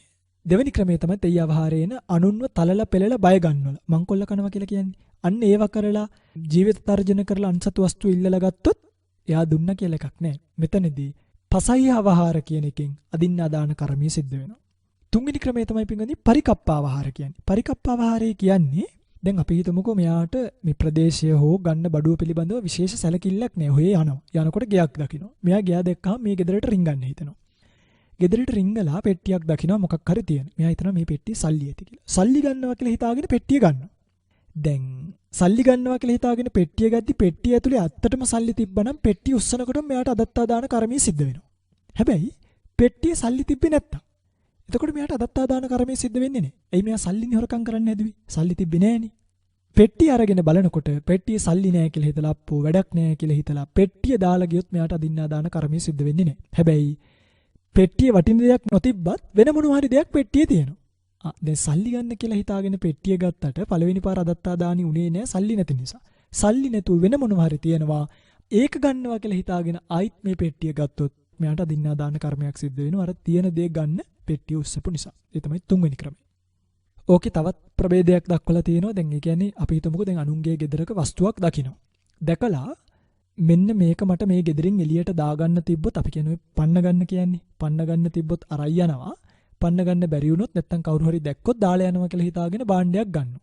එහෙම ගන්න කෙනාට පින්ගද්දි ඒ බඩුවත් අතට අරගෙන ගේ ඇතුලේ ඉන්න තාක් දැන් මෙයාට එළියට ගත්තාමනේ අරයි යනවා කියලා හිතුවේ. නැත්තම් තියලා යනවා කියලා හිතන් ඉන්නේ. ගේ ඇතුලේ මේ බඩුව අතේ තියන් ඉන්න තාක් අදත්තා දානිය සිද්ධ වෙන්නේ නැහැ. හැබැයි භාණ්ඩයත් අරගෙන ගෙයින් පිට වුණොත් පිටවීමේදීම අදත්තා දාන කර්මය සිද්ධ වෙනවා. මේ තමයි තුන්වෙනි ක්‍රමය. හතරවෙනි ක්‍රමය. තමන් වැඩ කරන තැනක හරි නාන්න ගිය තැනකට හරි මිනිස්සු විසින් අමතක කරලා තියෙන මොකක් හරි බඩුවක්. අපි හිතමු කාගේ හරි මුද්දක් වැටිලා තියෙනවා. මොකද වෙන්නේ දැන් ඒක හොරකම් කරන්න මේ වෙලාවේ බෑ. වැලි වලින් චුට්ටක් වහලා කවර් කරලා තියෙනවා. තියලා හිමියන් මේක හොයලා හිමියන් ගෙදර යනවා මේක අතහැරලා. වැඩ කරන තැන වේවා නාන්න ගිය තැනක වේවා. අපි මේක වැලි වලින් වහලා තියලා පස්සේ වෙලාවක කියන්නේ පටිච්චන් අවහාරය කියලා කියන්නේ. හිමියා ගියාට පස්සේ මේක හොරකම් කළොත් අර බඩු වහලා තියෙන කම් යාට අදත්තා දානිය සිද්ධ වෙන්නේ නැහැ. හැබැයි ගද්දී අදත්තා දාන කර්මය සිද්ධ වෙනවා. එතනදිත් මෙහෙම එකකුත් තියෙනවා. දැන් අපි හිතමුකෝ ඒ මුද්ද ගලක් උඩ නම් තිබ්බේ ගල උඩම තියලා අපි වැලි වලින් වහනවා. අන්න එතනදී අදත්තා දාන කර්මය සිද්ධ වෙන්නේ නැහැ. මොකද භාණ්ඩය හෙලුවේ නැති නිසා. හැබැයි යම් කෙනෙක් මෙතන තිබ්බොත් මට මේක ගන්න බැරි වෙයි කියලා හිතාගෙන ගලින් බිමට පයින් එකක් ගහලා බිමට වැටුණට පස්සේ වැලි වලින් වැහුවට වැඩක් නැහැ. බිමට වැටෙද්දිම අදින්නා දාන කර්මය සිද්ධ වෙනවා. මේ තමයි හතරවෙනි ක්‍රමය. පටිච්චන්නවහාරය කියලා මේකට කියන්නේ.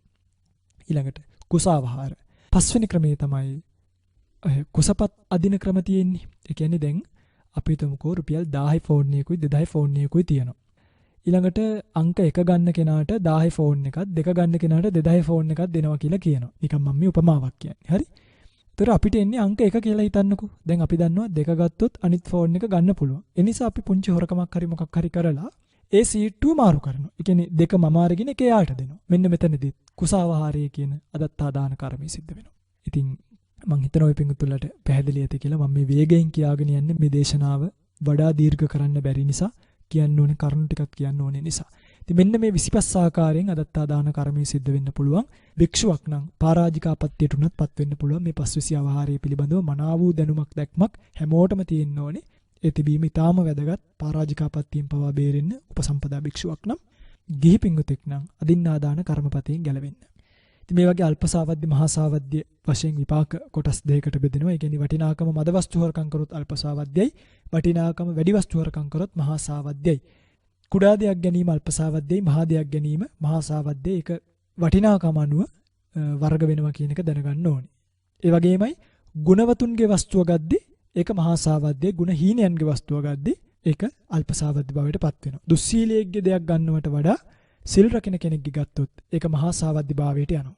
මේ ආකාරයෙන් ගිහියෙක්ගේ දෙයක් ගන්නවට වඩා සාමණේරයෙක්ගේ ගත්තොත් මහා සාවද්‍යයි, සාමණේරයෙක්ගේ ගන්නවට වඩා උපසම්පදා ස්වාමීන් වහන්සේගේ ගත්තොත් මහා සාවද්‍යයි, උපසම්පදා කෙනෙක්ටත් වඩා සංඝ සන්තක දෙයක් ගත්තොත් ඒකත් මහා සාවද්‍යයි. මේ විදිහට එක එක වස්තුව වෙනස් වෙන ආකාරය දකින්න ඕනි. මහා සාවද්‍ය අල්ප සාවද්‍ය වශයෙන් වස්තුව හිමියාගේ ගුණය කියන දෙක වඩා බලපෑවට හදිසියවත් මේ දෙකම සම වුණොත් ඒක සොරකම් කරන්න කරන ප්‍රයෝගය. ඒ කියන්නේ අපි ඒක හොරකම් කරන ක්‍රමය සහ හොරකමට භාජනීය වෙච්ච ක්ලේශ ධර්මයි බලවත් ලෝභසතකින් ගත්තොත් ඒත් මේක විපාකය මහත්භාවයට එනවා. මේ විදිහට අදත්තා දාන කර්මයන්ගේ විපාකය දැනගන්න. ඉතින් මේ වගේ විපාක ওই පිඟුතුලට ඕන තරම් പ്രേතවත්තු ආදී තැන්වලදී වෙනත් විපාක තියෙන තැන්වලදී දැනගන්න පුළුවන්. මේ ලෝකෙදිම බොහෝම නිന്ദා ලබන්න වෙනවා. මරණින් මත්තේ අපායට යන්න සිද්ධ වෙනවා. අපායෙන් මිදිලායි මිනිසත් බවක් ලැබුවත් බොහෝම කුණු තැවිරිච්ච ඔය උකුණන් පිරුණු හිස් ඇතිව එහෙමයි සිහිපත් කරලා තියෙන්නේ. නොඑක් රෝග ඇතිව ඉරුණු කිලිටි වස්ත්‍ර ඇතුව තමයි උත්පත්තිය ලබන්න සිද්ධ වෙන්නේ. එහෙම මේක විපාක නොඑක් ආකාරයෙන් දක්වලා තියෙනවා. නිසා මේ විපාක දැකලා විශේෂයෙන් මනුස්ස ජීවිතයේදී මෙලොව වශයෙන්මත් වෙන්න පුළුවන් නිന്ദා හිම ලබන්න පුළුවන් නේද? හොරකම් කරොත් හිරේ යන්න වෙනවා, අත්පා කැඩෙනකම් පොළු පාරවල් කන්න වෙනවා, සමහරක් විට අනුන්ගෙන් පාර කාලා තිරසනුන් වගේ මග මැරෙන්න වෙනවා, අතපය කන්නාසය කපලා දානවා. ඉස්සර රජ කාලේ වගේ නම් උල හිඳවලා නොයෙක් දඩුවම් කළා. දැනුත් ඉතින් හොරුවා වුණොත් හිර ගෙදරට දාලා කසපහර ආදී දීම් කරනවනේ. අන්න ඒවා සිද්ධ කරන නිසා මේක මෙලවත් විපාක වශයෙන් භයානකයි. මරණින් මත්තේ ප්‍රේතෙක් වෙලා ඉපදුනත් වත් ටිකක් පෙන් ටිකක් නැතුව විලිවසා ගැනීමට වස්ත්‍රයක් නැතුව වාසස්ථානයක් නැතුව කාගේවත් පිහිටක් නැතුව සාගින්නෙන් පිපාසාවෙන් වර්ෂ දහස් ගණනක් දුක් විඳින්න වෙන නිසා තිරසනුන් වෙලා ආපවර සොරකම් කරපු වස්තුව ඇති හිමියන්ට බර ඇදීම් ඒගොල්ලන්ගේ වැඩ කරලා දීම් වශයෙන් කල්ප ගාණක් වර්ෂ ගාණක් දුක් විඳින්න බොහෝ විට සිද්ධ වෙනවා. සමේව දැනගෙන මේ අකුසල කර්ම වලින් අදත්තා දාන කර්මයන්ගෙන් පරිස්සම් වෙන්න. මේවා කරන්නේ නැතුව පුංචිවත් තැනකින් හොරකම් කරන්නේ නැතුව මේවා මහා දුක්ගෙන දෙන පාපයක් බව දැනගෙන සුව කැමති. අනුන්ගේ දේවල් හොරකම් කරන්න එපා කියන්නේ ඒගොල්ලෝ පවු නිසා නෙමෙයි. ඔය පින්වතුන්ලාගේ සුවයි පින්වතුන්ලා කැමති නම් අන්සතු වස්තුව විෂමෙන් සලකලා ඒවා ගැනීමෙන් වළකින්නට අදිෂ්ඨාන කරගන්න ඕනි. මේ තමයි අදත්තා දාන කර්මයේ විපාක ભેදය දක්වලා තියෙන ක්‍රමය. ඊළඟට අපිට කතා කරන්න තියෙන්නේ කාම මිච්ඡාචාර අකුසල කර්මයේ පිළිබඳව. පින්වත්නි මෙතනින් එහාට විස්තර කරන අකුසල කර්මවල මම දීර්ඝ වශයෙන් විස්තර විග්‍රහයක යෙදෙන්නේ නැහැ. කාල වේලාව සීමිත නිසා අවශ්‍ය කාරණා සියලු දේවල් ටික කියලා දෙන්නම්. ඔය පිඟුතුල්ලා තව පොත්පත් බලලා කියවලා මේ කරුණු හොයාගන්න උත්සාහ කරන්න ඕනි. නැවත දවසක මේවා විස්තර විග්‍රහ වශයෙන් අපි කියලා දෙන්න බලාපොරොත්තු වෙන්නම් ධර්මදේශනාවකින්ම. අවශ්‍ය තැනකදී අපි දැනට මේකට යොමු වෙන්නේ නැත්නම් අපිට අවශ්‍ය අභිධර්ම පාඩම නිසා අපි අභිධර්ම පාඩමට මූලිකත්වය දීලා මේ කර්ම සිද්ධ වෙන්නේ කොයි ආකාරයෙන්ද කියන එක විතරක් සිහිපත් කරන්නයි විශේෂම කර්ම සහ කර්මපතභාවයටපත් වෙන්නේ කොහොමද කියන එක සිද්ධ වෙන්නේ කොහොමද කියන එක කියලා දෙන්නයි මේ විස්තර විග්‍රහය කරේ. ඒ කාම මිත්‍යාචාර අකුසල කර්මය කියන්නේ පින්වන්නේ තුන්වෙනියට තියෙන කායද්්වාරයේ තියෙන අකුසල කර්මය. මේ අකුසල කර්මය සිහිපත් කරලා තියෙන්නේ දැන් කාම කියලා කියන්නේ මෙතනදී ස්ත්‍රී පුරුෂය. ස්ත්‍රිය සහ පුරුෂයා කියන එක තමයි මෙතනදී කාම කියලා හඳුන්වලා දීලා තියෙන්නේ. මිත්‍යාචාර කියන්නේ වරදවා හැසිරීම. ස්ත්‍රී පුරුෂයන්ගේ වැරදි හැසිරීමට කියනවා කාම මිත්‍යාචාරය කියලා. පුරුෂයා පර ස්ත්‍රීන් සේවනය කරද්දිත් ස්ත්‍රිය පර පුරුෂයන් සේවනය කරද්දිත් උපදින්නා වූ යම්කිසි ආස්වාද චේතනාවක් වෙද්ද ඒ ආස්වාද චේතනාවට කියනවා කාම මිත්‍යාචාර අකුසල කර්මය කියලා. තේරුණාද? මේක පරිපූර්ණ භාවයටපත් වෙන්න අංග 4ක් වෙනවා කර්මපතයක් බවටපත් වෙන්න. පර ස්ත්‍රියක් හෝ පුරුෂයෙක් වෙන්න ඕනි. සේවන චිත්තය ඇති වෙන්න ඕනි. උපක්‍රමයේ නැත්තම් සේවනීය කිරීම කියන එක සිද්ධ කරන්න ඕනි. ඒක අදිවාසනය කරන්න ඕනි. ඒ කියන්නේ ඉවසන්න ඕනි. ඒ සේවනීය ඉවසන්න ඕනි. පර ස්ත්‍රියක් හෝ පුරුෂයෙක් වෙන්න ඕනි. සේවන චිත්තය ඇති වෙන්න ඕනි. සේවනීය කිරීම සිද්ධ වෙන්න ඕනි. ඒ සේවනීය ඉවසන්න ඕනි. මෙන්න මේ 4 සම්පූර්ණ වෙච්ච ගමන් මේක කාම මිත්‍යාචාර අකුසල කර්මයේ කර්මපතයක් බවට පත් වෙනවා.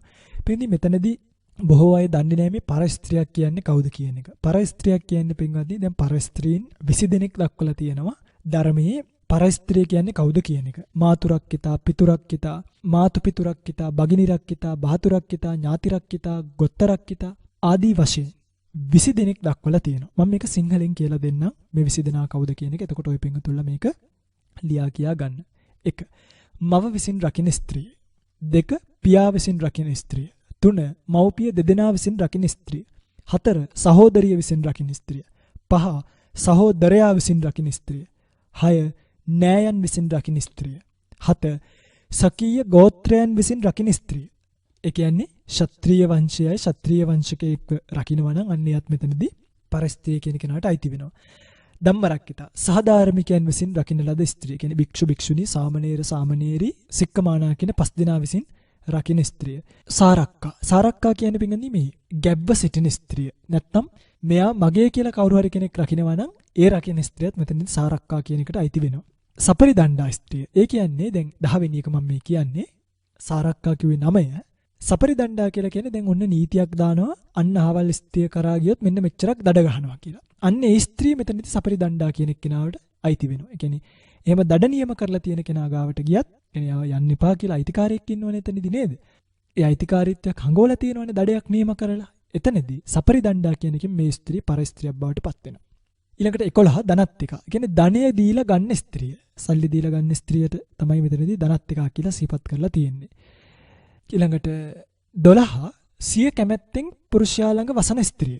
13 භෝගය නිසා භාර්යාවට පත් වූ ස්ත්‍රිය. යම් කෙනෙක් ස්වකැමැත්තෙන් නෙමෙයි භෝගය නිසා භාර්යාව බවට පත් වෙනවා.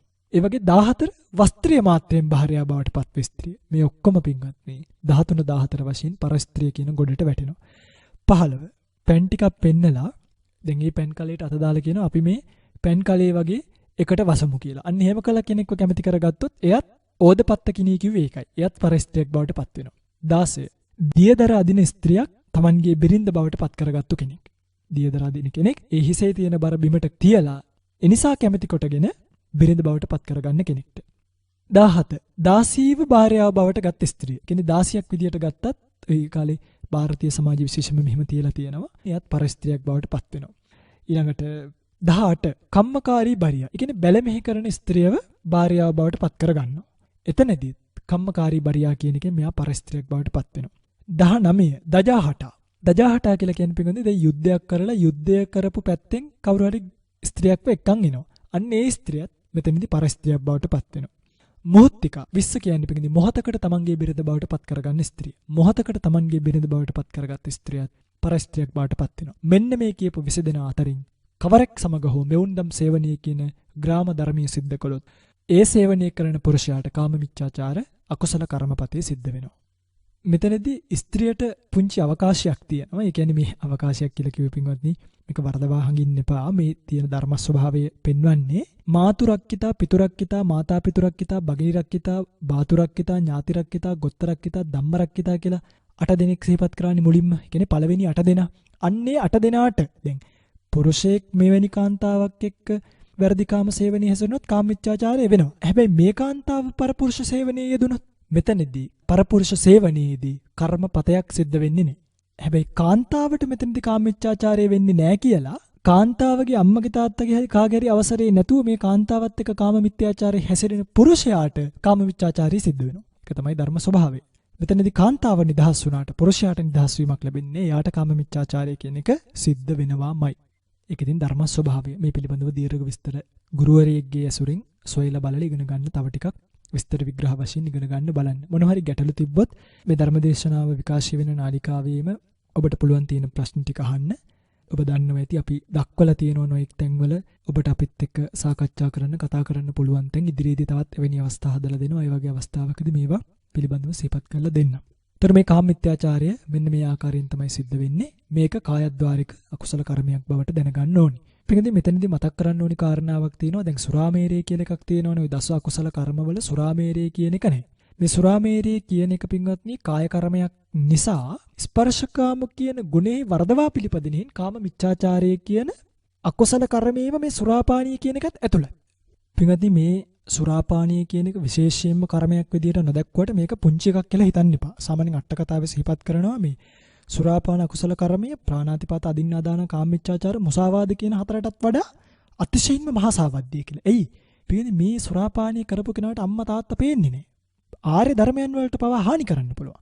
ඒ නිසා අතනින් ප්‍රාණඝාතයක් විතරයි වෙන්නේ. මේ මත්පැන් පානීය කරපු කෙනෙක් යාට භාගතුන් වහන්සේ සංඝයා කියලාවත් පේන්නේ නැහැ. සමහරව ඉන්නවා මත්පැන් බීලා ඔය ගම් මට්ටමට වෙලා හාමුදුරුවරුන්ට පරුසා වචනින් බයින අය. ඒගොල්ලෝ සුරාපානී නැති වුණාම එහෙම කරන්නේ නැහැ. එතකොට අන්න ඒකයි කිව්වේ සුරාපානී කියන එක මහා සාවද්දේ අර හතරටත් වඩා මේක බරපතල අකුසලයක් බවට දැනගන්න ඕනි කියලා. එනිසාමයි භාගතුන් වහන්සේ මහා මංගල සූත්‍රයේදී උනත් මජ්ජපානාච සංයමෝ කියලා වෙනම එකක් සිහිපත් කළේ නේ. මේ සුරාපානීය කරන කෙනා ප්‍රාණඝාතයේ හොරකම් කරන කෙනාටත් බොහෝ අනුබල දෙනවා. දැන් ඔය පිටුතුල දැකලා ඇති හොරකම් කරන්න යන බොහෝ අය ඊළඟට ප්‍රාණඝාතය කරන්න යන බොහෝ අය මුලින්ම කරන්නේ මොකක්ද? බොනවනේ නේ. සුරාපානීය කරලා අර ඒ සුරාපානීය කිරීමේ උපකාරයෙන් තමයි අනිත් දේවල් කරන්නේ. එනිසාම සිහිපත් කරලා තියෙනවා මේ සුරාපාන අකුසලය කියන එක සතර අපායේ ප්‍රතිසන්දි විපාකය ඇති කරන කර්මපතයක් බවට දක්වලා පෙන්වලා ඒත්තු ගන්නවලා තියෙනවා. ඒ නිසා දැනගන්න ඕනේ මේක මහා සාවද්ද කර්මයක් බවට. ඉතින් මේ තමයි කාමමිච්ඡාචාරය පිළිබඳව ඔබ දැනගත යුතු දේවල්. මෙතනදිත් අර සීල ගුණ කියන දේවල් වලින් අල්පසාවද්ද මහා සාවද්ද කියන දේවල් තීරණය වෙන බව මතක තියාගන්න. කාමමිච්ඡාචාරී විපාක වශයෙන් සිහිපත් කරලා පෙන්වන දීලා තියෙනවා. මේ ලෝකෙදිත් නින්දාවට භාජනය වෙනවා, අනුන්ගෙන් කුටි කන්න වෙනවා, ඕවා වෙනවා.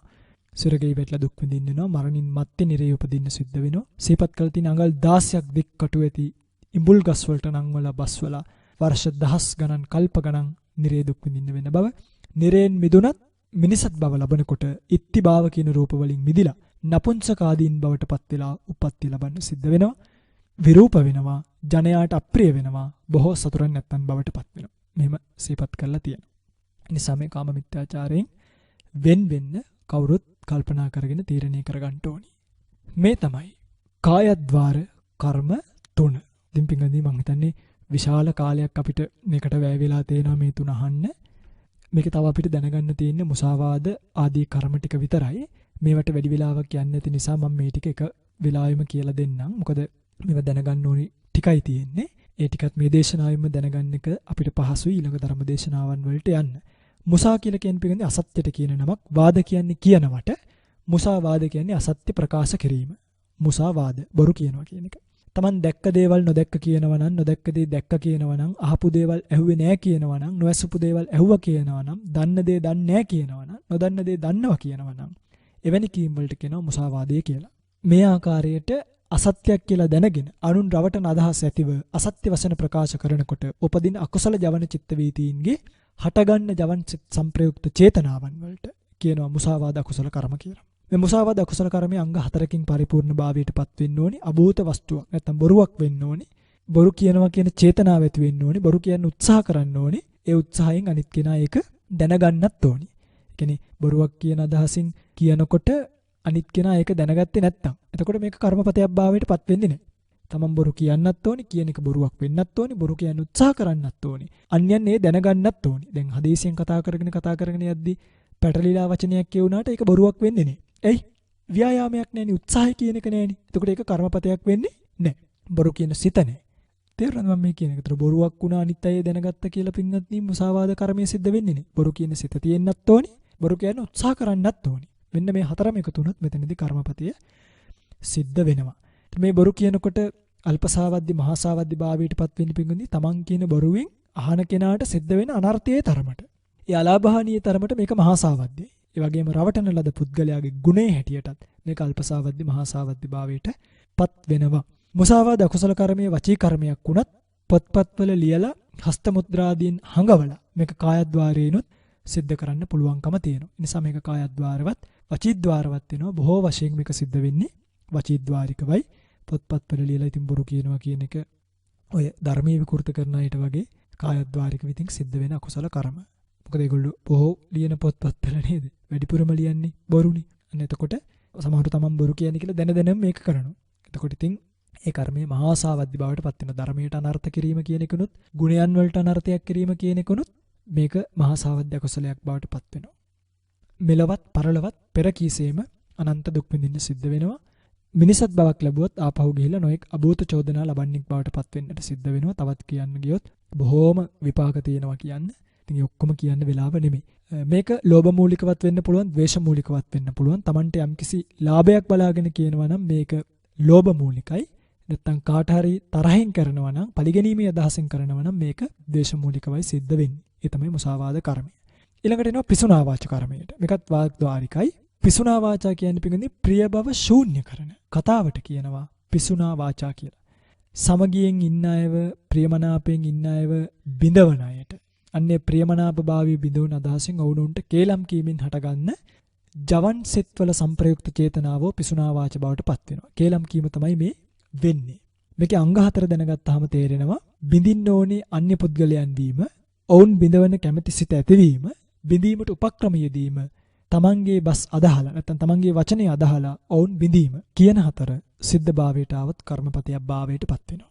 මේ පිසුනා වාච කර්මයක් වචී කර්මයක් වුණත් මේකත් පොත්පත්වල ලියලා අතින් අරහින් මෙහින් පෙන්නලා කායද්්වාරයේ පවතින්නත් පුළුවන් කියන එක මතක තියාගන්න. ලෝභ මූලික සිතුනුත්, ද්වේෂ මූලික සිතුනුත් මේක වෙන්න පුළුවන්.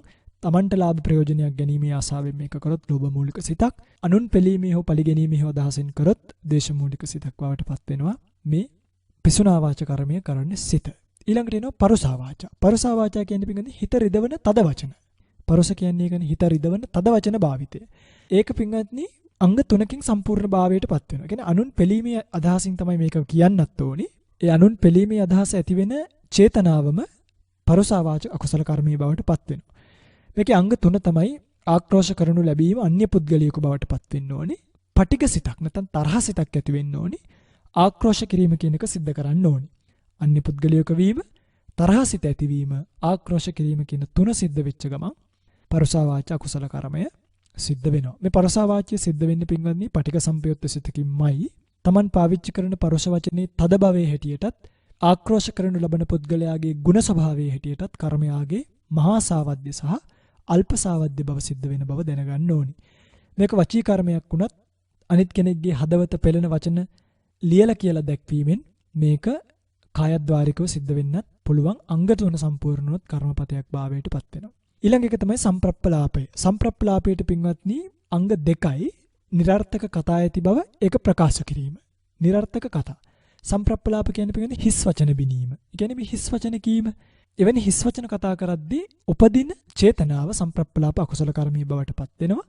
නිරර්ථක කතා වෙන්නත් ඕනි, ඒක කියන්නත් ඕනි. ඔන්න බලන්නකොනේ මේ අකුසල කර්මය කොච්චර සිද්ධ වෙනවද?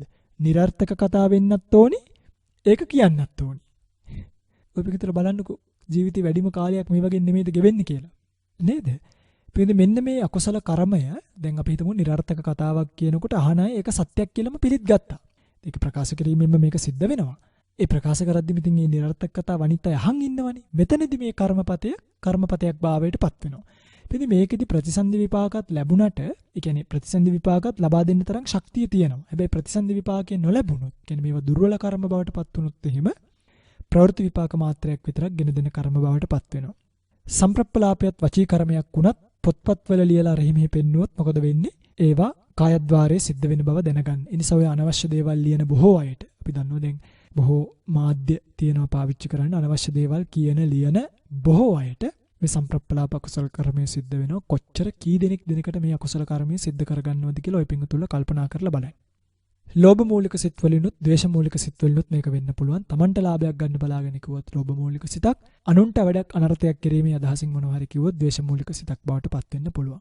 මේ තමයි වාග්ද්වාරිකව සිද්ධ වෙන නැත්නම් වචීද්වාරිකව සිද්ධ වෙන අකුසල කර්ම හතරයි, පෙර 3යි, 7යි, තව අපිට 3ක් ඉතුරු වෙලා තියෙනවා. ඒ තුනම අකුසල මනෝ කර්ම. අවිද්‍යාව, ව්‍යාපාද, මිච්ඡාදිට්ඨි කියන තුන. අවිද්‍යාව කියලා කියන්නේ පින්වත්නි මම කලින් සිහිපත් කළා අන්සතු වස්තුවක් වීම. ඒක තමාහට වේවායි කියලා සිතපු පමණින්ම අවිජ්ජා කියන අකුසල කර්මය සිද්ධ වෙනවා. අවිද්‍යාව කියන්නේ දැඩි ලෝභයට කියන නමක්. අන්සතු වස්තුවක් වීමත් ඒක තමාහට වේවායි කියලා සිතීමත් කියන මේ දෙක සිද්ධ වෙන ගමන්ම අවිද්‍යාව අකුසල කර්මපතයක් ගන්නටපත් වෙනවා. අවිද්‍යාව කියන එක පින්වත්නි ද්වේෂ මූලික සිතින් සිද්ධ වෙන්නේ නැහැ. සිද්ධ වෙන්නේ ලෝභ මූලික සිතින් විතරමයි. මේ පිළිබඳව මම කලින් ලෝභ මූලික, ද්වේෂ මූලික සිත් ගැන සිහිපත් කරද්දී සිහිපත් කළා. ඊළඟට ව්‍යාපාද අකුසල කර්මය. ව්‍යාපාදය කියන්නේ පිටින් අනුන් නැසේවායි කියලා පැතීම. නැත්නම් අනුන්ගේ විනාශය කැමති බව. මොකද වෙන්නේ මෙතනදී සත්වයක වන බව දැනීමත් ඔහුගේ විනාශය පැතීමත් කියන අංග දෙක සිද්ධ භාවයට ආපු ගමන් මේක කර්මපතයක් ගන්නට යනවා. ඒ චේතනාව ව්‍යාපාද අකුසල කර්මය කියලා කියනවා. මේ කර්මය ද්වේෂ මූලික පටිඝ සංප්‍රයුක්ත සිතින්මයි සිද්ධ වෙන්නේ. කිසිසේත්ම ලෝභ මූලික සිතින් සිද්ධ වෙන්නේ නැහැ. මේ තමයි ව්‍යාපාද කර්මයේ අංග දෙක. සත්වයක වන බව, ඔහුගේ විනාශය පැතීම කියන දෙකෙන් මේ අකුසල කර්මය සිද්ධ වෙනවා. අවසානයකට එනවා අපි මිච්ඡාදිට්ඨි කියන අකුසල කර්මය. පිඟුදි මේ මිච්ඡාදිට්ඨි කිහිපයක්ම තියෙනවා. ඉතින් මේවා දක්වන්න වෙලාව නෙමෙයි. ඔය පිඟුතුලා මේවා හොයාගන්න. මේක දෙවදෑරුම් වෙනවා නියත මිත්‍යා දෘෂ්ටි, අනියත මිත්‍යා දෘෂ්ටිය කියලා. එතකොට නියත මිත්‍යා දෘෂ්ටිය තමයි මෙතනදී කර්මපතයක් බවට පත් වෙන්නේ. දැන් කර්මපතයක් බවට පත් වෙන්න බලපාන අංග තියෙනවනේ. ඒ අංග දෙකයි. මොනවද? වැරදි ලබ්ධිය ඇති බව, ඒ ලබ්ධිය ඒසේම පවතිනවයි කියලා ගැනීම. ඉතින් වැරදි දෘෂ්ටිය තියෙන්නත් ඕනේ. ඒ දෘෂ්ටිය ඒ ලෙසම පවතිනවා කියලා ගන්නත් ඕනේ. මේ දෙක ගත්ත ගම අකුසල කර්මපතයක් බවට පත් වෙනවා. ඒකෙත් අනියත දිට්ඨිය නෙමෙයි, නියත මිත්‍යා දෘෂ්ටිය තමයි අකුසල කර්මපතේ බවට පත් වෙන්නේ. නියත මිත්‍යා දෘෂ්ටි ඔය පිඟුතුල්ලා දන්නව ඇති. නියත මිත්‍යා දෘෂ්ටි තුනයි. අහේතුක දෘෂ්ටි. ඒ කියන්නේ මේ ලෝකයේත් සත්‍යයත් අහේතුකව හටගත්තයි කියන අහේතුක දිට්ඨියට කියනවා නියත මිත්‍යා දෘෂ්ටියක් කියලා. දැන් බොහෝ අය හිතන් ඉන්නවනේ කර්මඵල දන්නේ නැහැ. මේ ලෝකයේත් සත්‍යයත් අහේතුකව හටගත්තා කියලා තමයි හිතන් ඉන්නේ. අන්න බලන්නකෝ දැන් නියත මිත්‍යා දෘෂ්ටිකය තමයි වැඩි. ඒකට කියන්නේ අහේතුක දෘෂ්ටිය කියලා. ඊළඟට කුසල කර්මයේ කුසල විපාකත්, අකුසල කර්මයේ අකුසල විපාකත් නැතයි කියලා ගන්නවා සමහර දෘෂ්ටියක්. ඕකට කියනවා නාස්තික දෘෂ්ටිය කියලා. ওই නාස්තික දෘෂ්ටියත් නියත මිත්‍යා දෘෂ්ටිය ගන්නට වැටෙනවා. කියන්නේ කුසල විපාක, අකුසල විපාක ඒ කර්මවල නැහැයි කියලා දැනගන්න අයට. තුන්වෙනි එකට කියනවා අකිරිය දෘෂ්ටිය කියලා. අකිරිය දෘෂ්ටිය කියලා කියන්නේ මරණින් මත්තේ ඉපදීමක් නේ. බුදුරජාණන් වහන්සේලා වගේ උතුමන් වහන්සේලා කෙරෙහි පැවැත්විය යුතු 아무තු සිරිත් විරිත් නේ. කියන වගේ දෘෂ්ටියකට ගියොත් ඒකට කියනවා අකිරිය දෘෂ්ටිය කියලා. අද බොහෝ දෙනෙක් ලෝකෙ මේ නියත මිත්‍යා දෘෂ්ටියෙන් ඕනෑ තරම් මේවට සාදුකාර දෙන අයත් නේද? සමහරු මේවා කියනවා පඬිතුයෝ වගේ මෙලෝ පොතක් කියවලා නැතුව, කිසිම කල්පනාවක් කරලා නැතුව නිකන් සිංහල පොතකුයි, සාහිත්‍ය පොතකුයි, ව්‍යාකරණ පොතකුයි විතරක් කියවලා තමන් අර මන් දැක්කයි පෙරේදා සිංහල ගුරුවරයෙක් කොයි පිඟුතුල්ලා දන්නවා ඇති. ව්‍යාකරණයක් දෙකක් කටපාඩම් කරලා හිතන් ඉන්නේ කොණ්ඩේ ටිකක් බැන්දට පස්සේ තමන් තමයි මේ ලෝකේ සියල්ල දන්න කෙනා කියලා. ඒ පිඟුතුල්ලා දන්නේ නැහැ. අපිට ඒ පිඟුතුල්ලා ගැන අනුකම්පාවක් විතරයි එන්නේ දකින්න හැම වෙලාවකම. මේ නියත මිත්‍යා දෘෂ්ටියට අහු වෙලා කර්මපත පූර්ණේ කරගෙන යනවා. මොකද වෙන්නේ? මරණින් මත්තේ ඒකාන්තයෙන්ම නිරේට යනවා. ගිහිල්ලා කල්ප විනාශයකදීවත් ගොඩ එන්නේ නැතුව කෝටි ලක්ෂ ගණන් සක්වලවල් වලින් පිට සක්වලවල් වලත් ඉපදිලා අති දීර්ඝ කාලයක් දුකින් දින් වෙනවා. හරි. එතකොට දැන් මම ওই පිඟුතුලට හේතුක දෘෂ්ටිය, නාස්තික දෘෂ්ටිය, අකිරිය දෘෂ්ටිය කියලා දුන්නා. තවත් මේකේ තියෙනවා පිඟුතුල, ඔය පිඟුතුල අහලා තියෙන මහා මංගල සූත්‍රයේ තියෙනවා දිට්ඨ මංගල, සුත මංගල, මුත මංගල, විඤ්ඤාත මංගල කියලා එකක් අට කතාවේ. මේ කියන්නේ මේ පස්කම් සැප අනුභව කිරීමේ දෝෂයක් නැත ආදී වශයෙන් අර සමහරු කියනවා නේද? දැන් ඔක බොහෝ අය කියන බුලත් පිට කෑවට කමක් නැහැ ඇලෙන්නේ නැතුව. දැන් ඕක ව්‍යාප්ත වෙලා ප්‍රසාරණීය වෙලා ගිහිල්ලා දැන් කියනවා ඕන දෙයක් කරාට කමක් නැහැ, ඕන වැරදි වැඩක් කරාට කමක් නැහැ, ඇලෙන්නේ නැතුව ගැටෙන්නේ නැතුව කියලා. පස්කම් සැප අනුභව කිරීමේ දොසක් නැත කියලා දැකීමම එක දෘෂ්ටියක්. ඊළඟට දිට්ඨ සුත මුත විඤ්ඤාත මංගල කියන දේවලුත් මිත්‍යා දෘෂ්ටි ගන්නට වැටෙනවා. හරි. ඒ සමේව හිමින් සැරේ දැනගන්න ඕනි. මේ මිත්‍යා දෘෂ්ටි අකුසල කර්මයේ කියන එක පින්වත්නි අවිද්‍යාව වගේම ලෝභ මූලික දිට්ඨිගත සංප්‍රයුක්ත සිත් 4 විතරයි ලැබෙන්නේ. කියන්නේ දිට්ඨිගත සංප්‍රයුක්ත සිත් 4 විතරයි. විප්‍රයුක්ත සිත් වල නේ. දිට්ඨිගත සංප්‍රයුක්ත කියන්නේ මේකනේ. දිට්ඨි කියන චෛතසිකයේ යෙදෙන්නෙම මේවත් එක්ක. ඔය පිටුන්තරට අර දිට්ඨිය ගැන කියලා දෙද්දි දෘෂ්ටි ගැන කියලා දුන්නනේ. මෙන්න මේ දෘෂ්ටි නිසා තමයි අර දිට්ඨිය කියන චෛතසිකය ඇති වෙන්නේ.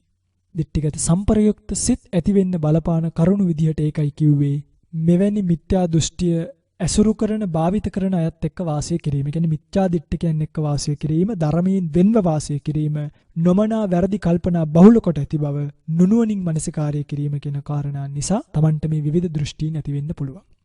මේ තමයි දස අකුසල කර්මයන්ගේ ඔබ දැනගත යුතු විග්‍රහය. පින්වත්නි, මේ බොහෝම කෙටියෙන් සහ වේගයෙන් තමයි මේ කියලා දුන්නේ.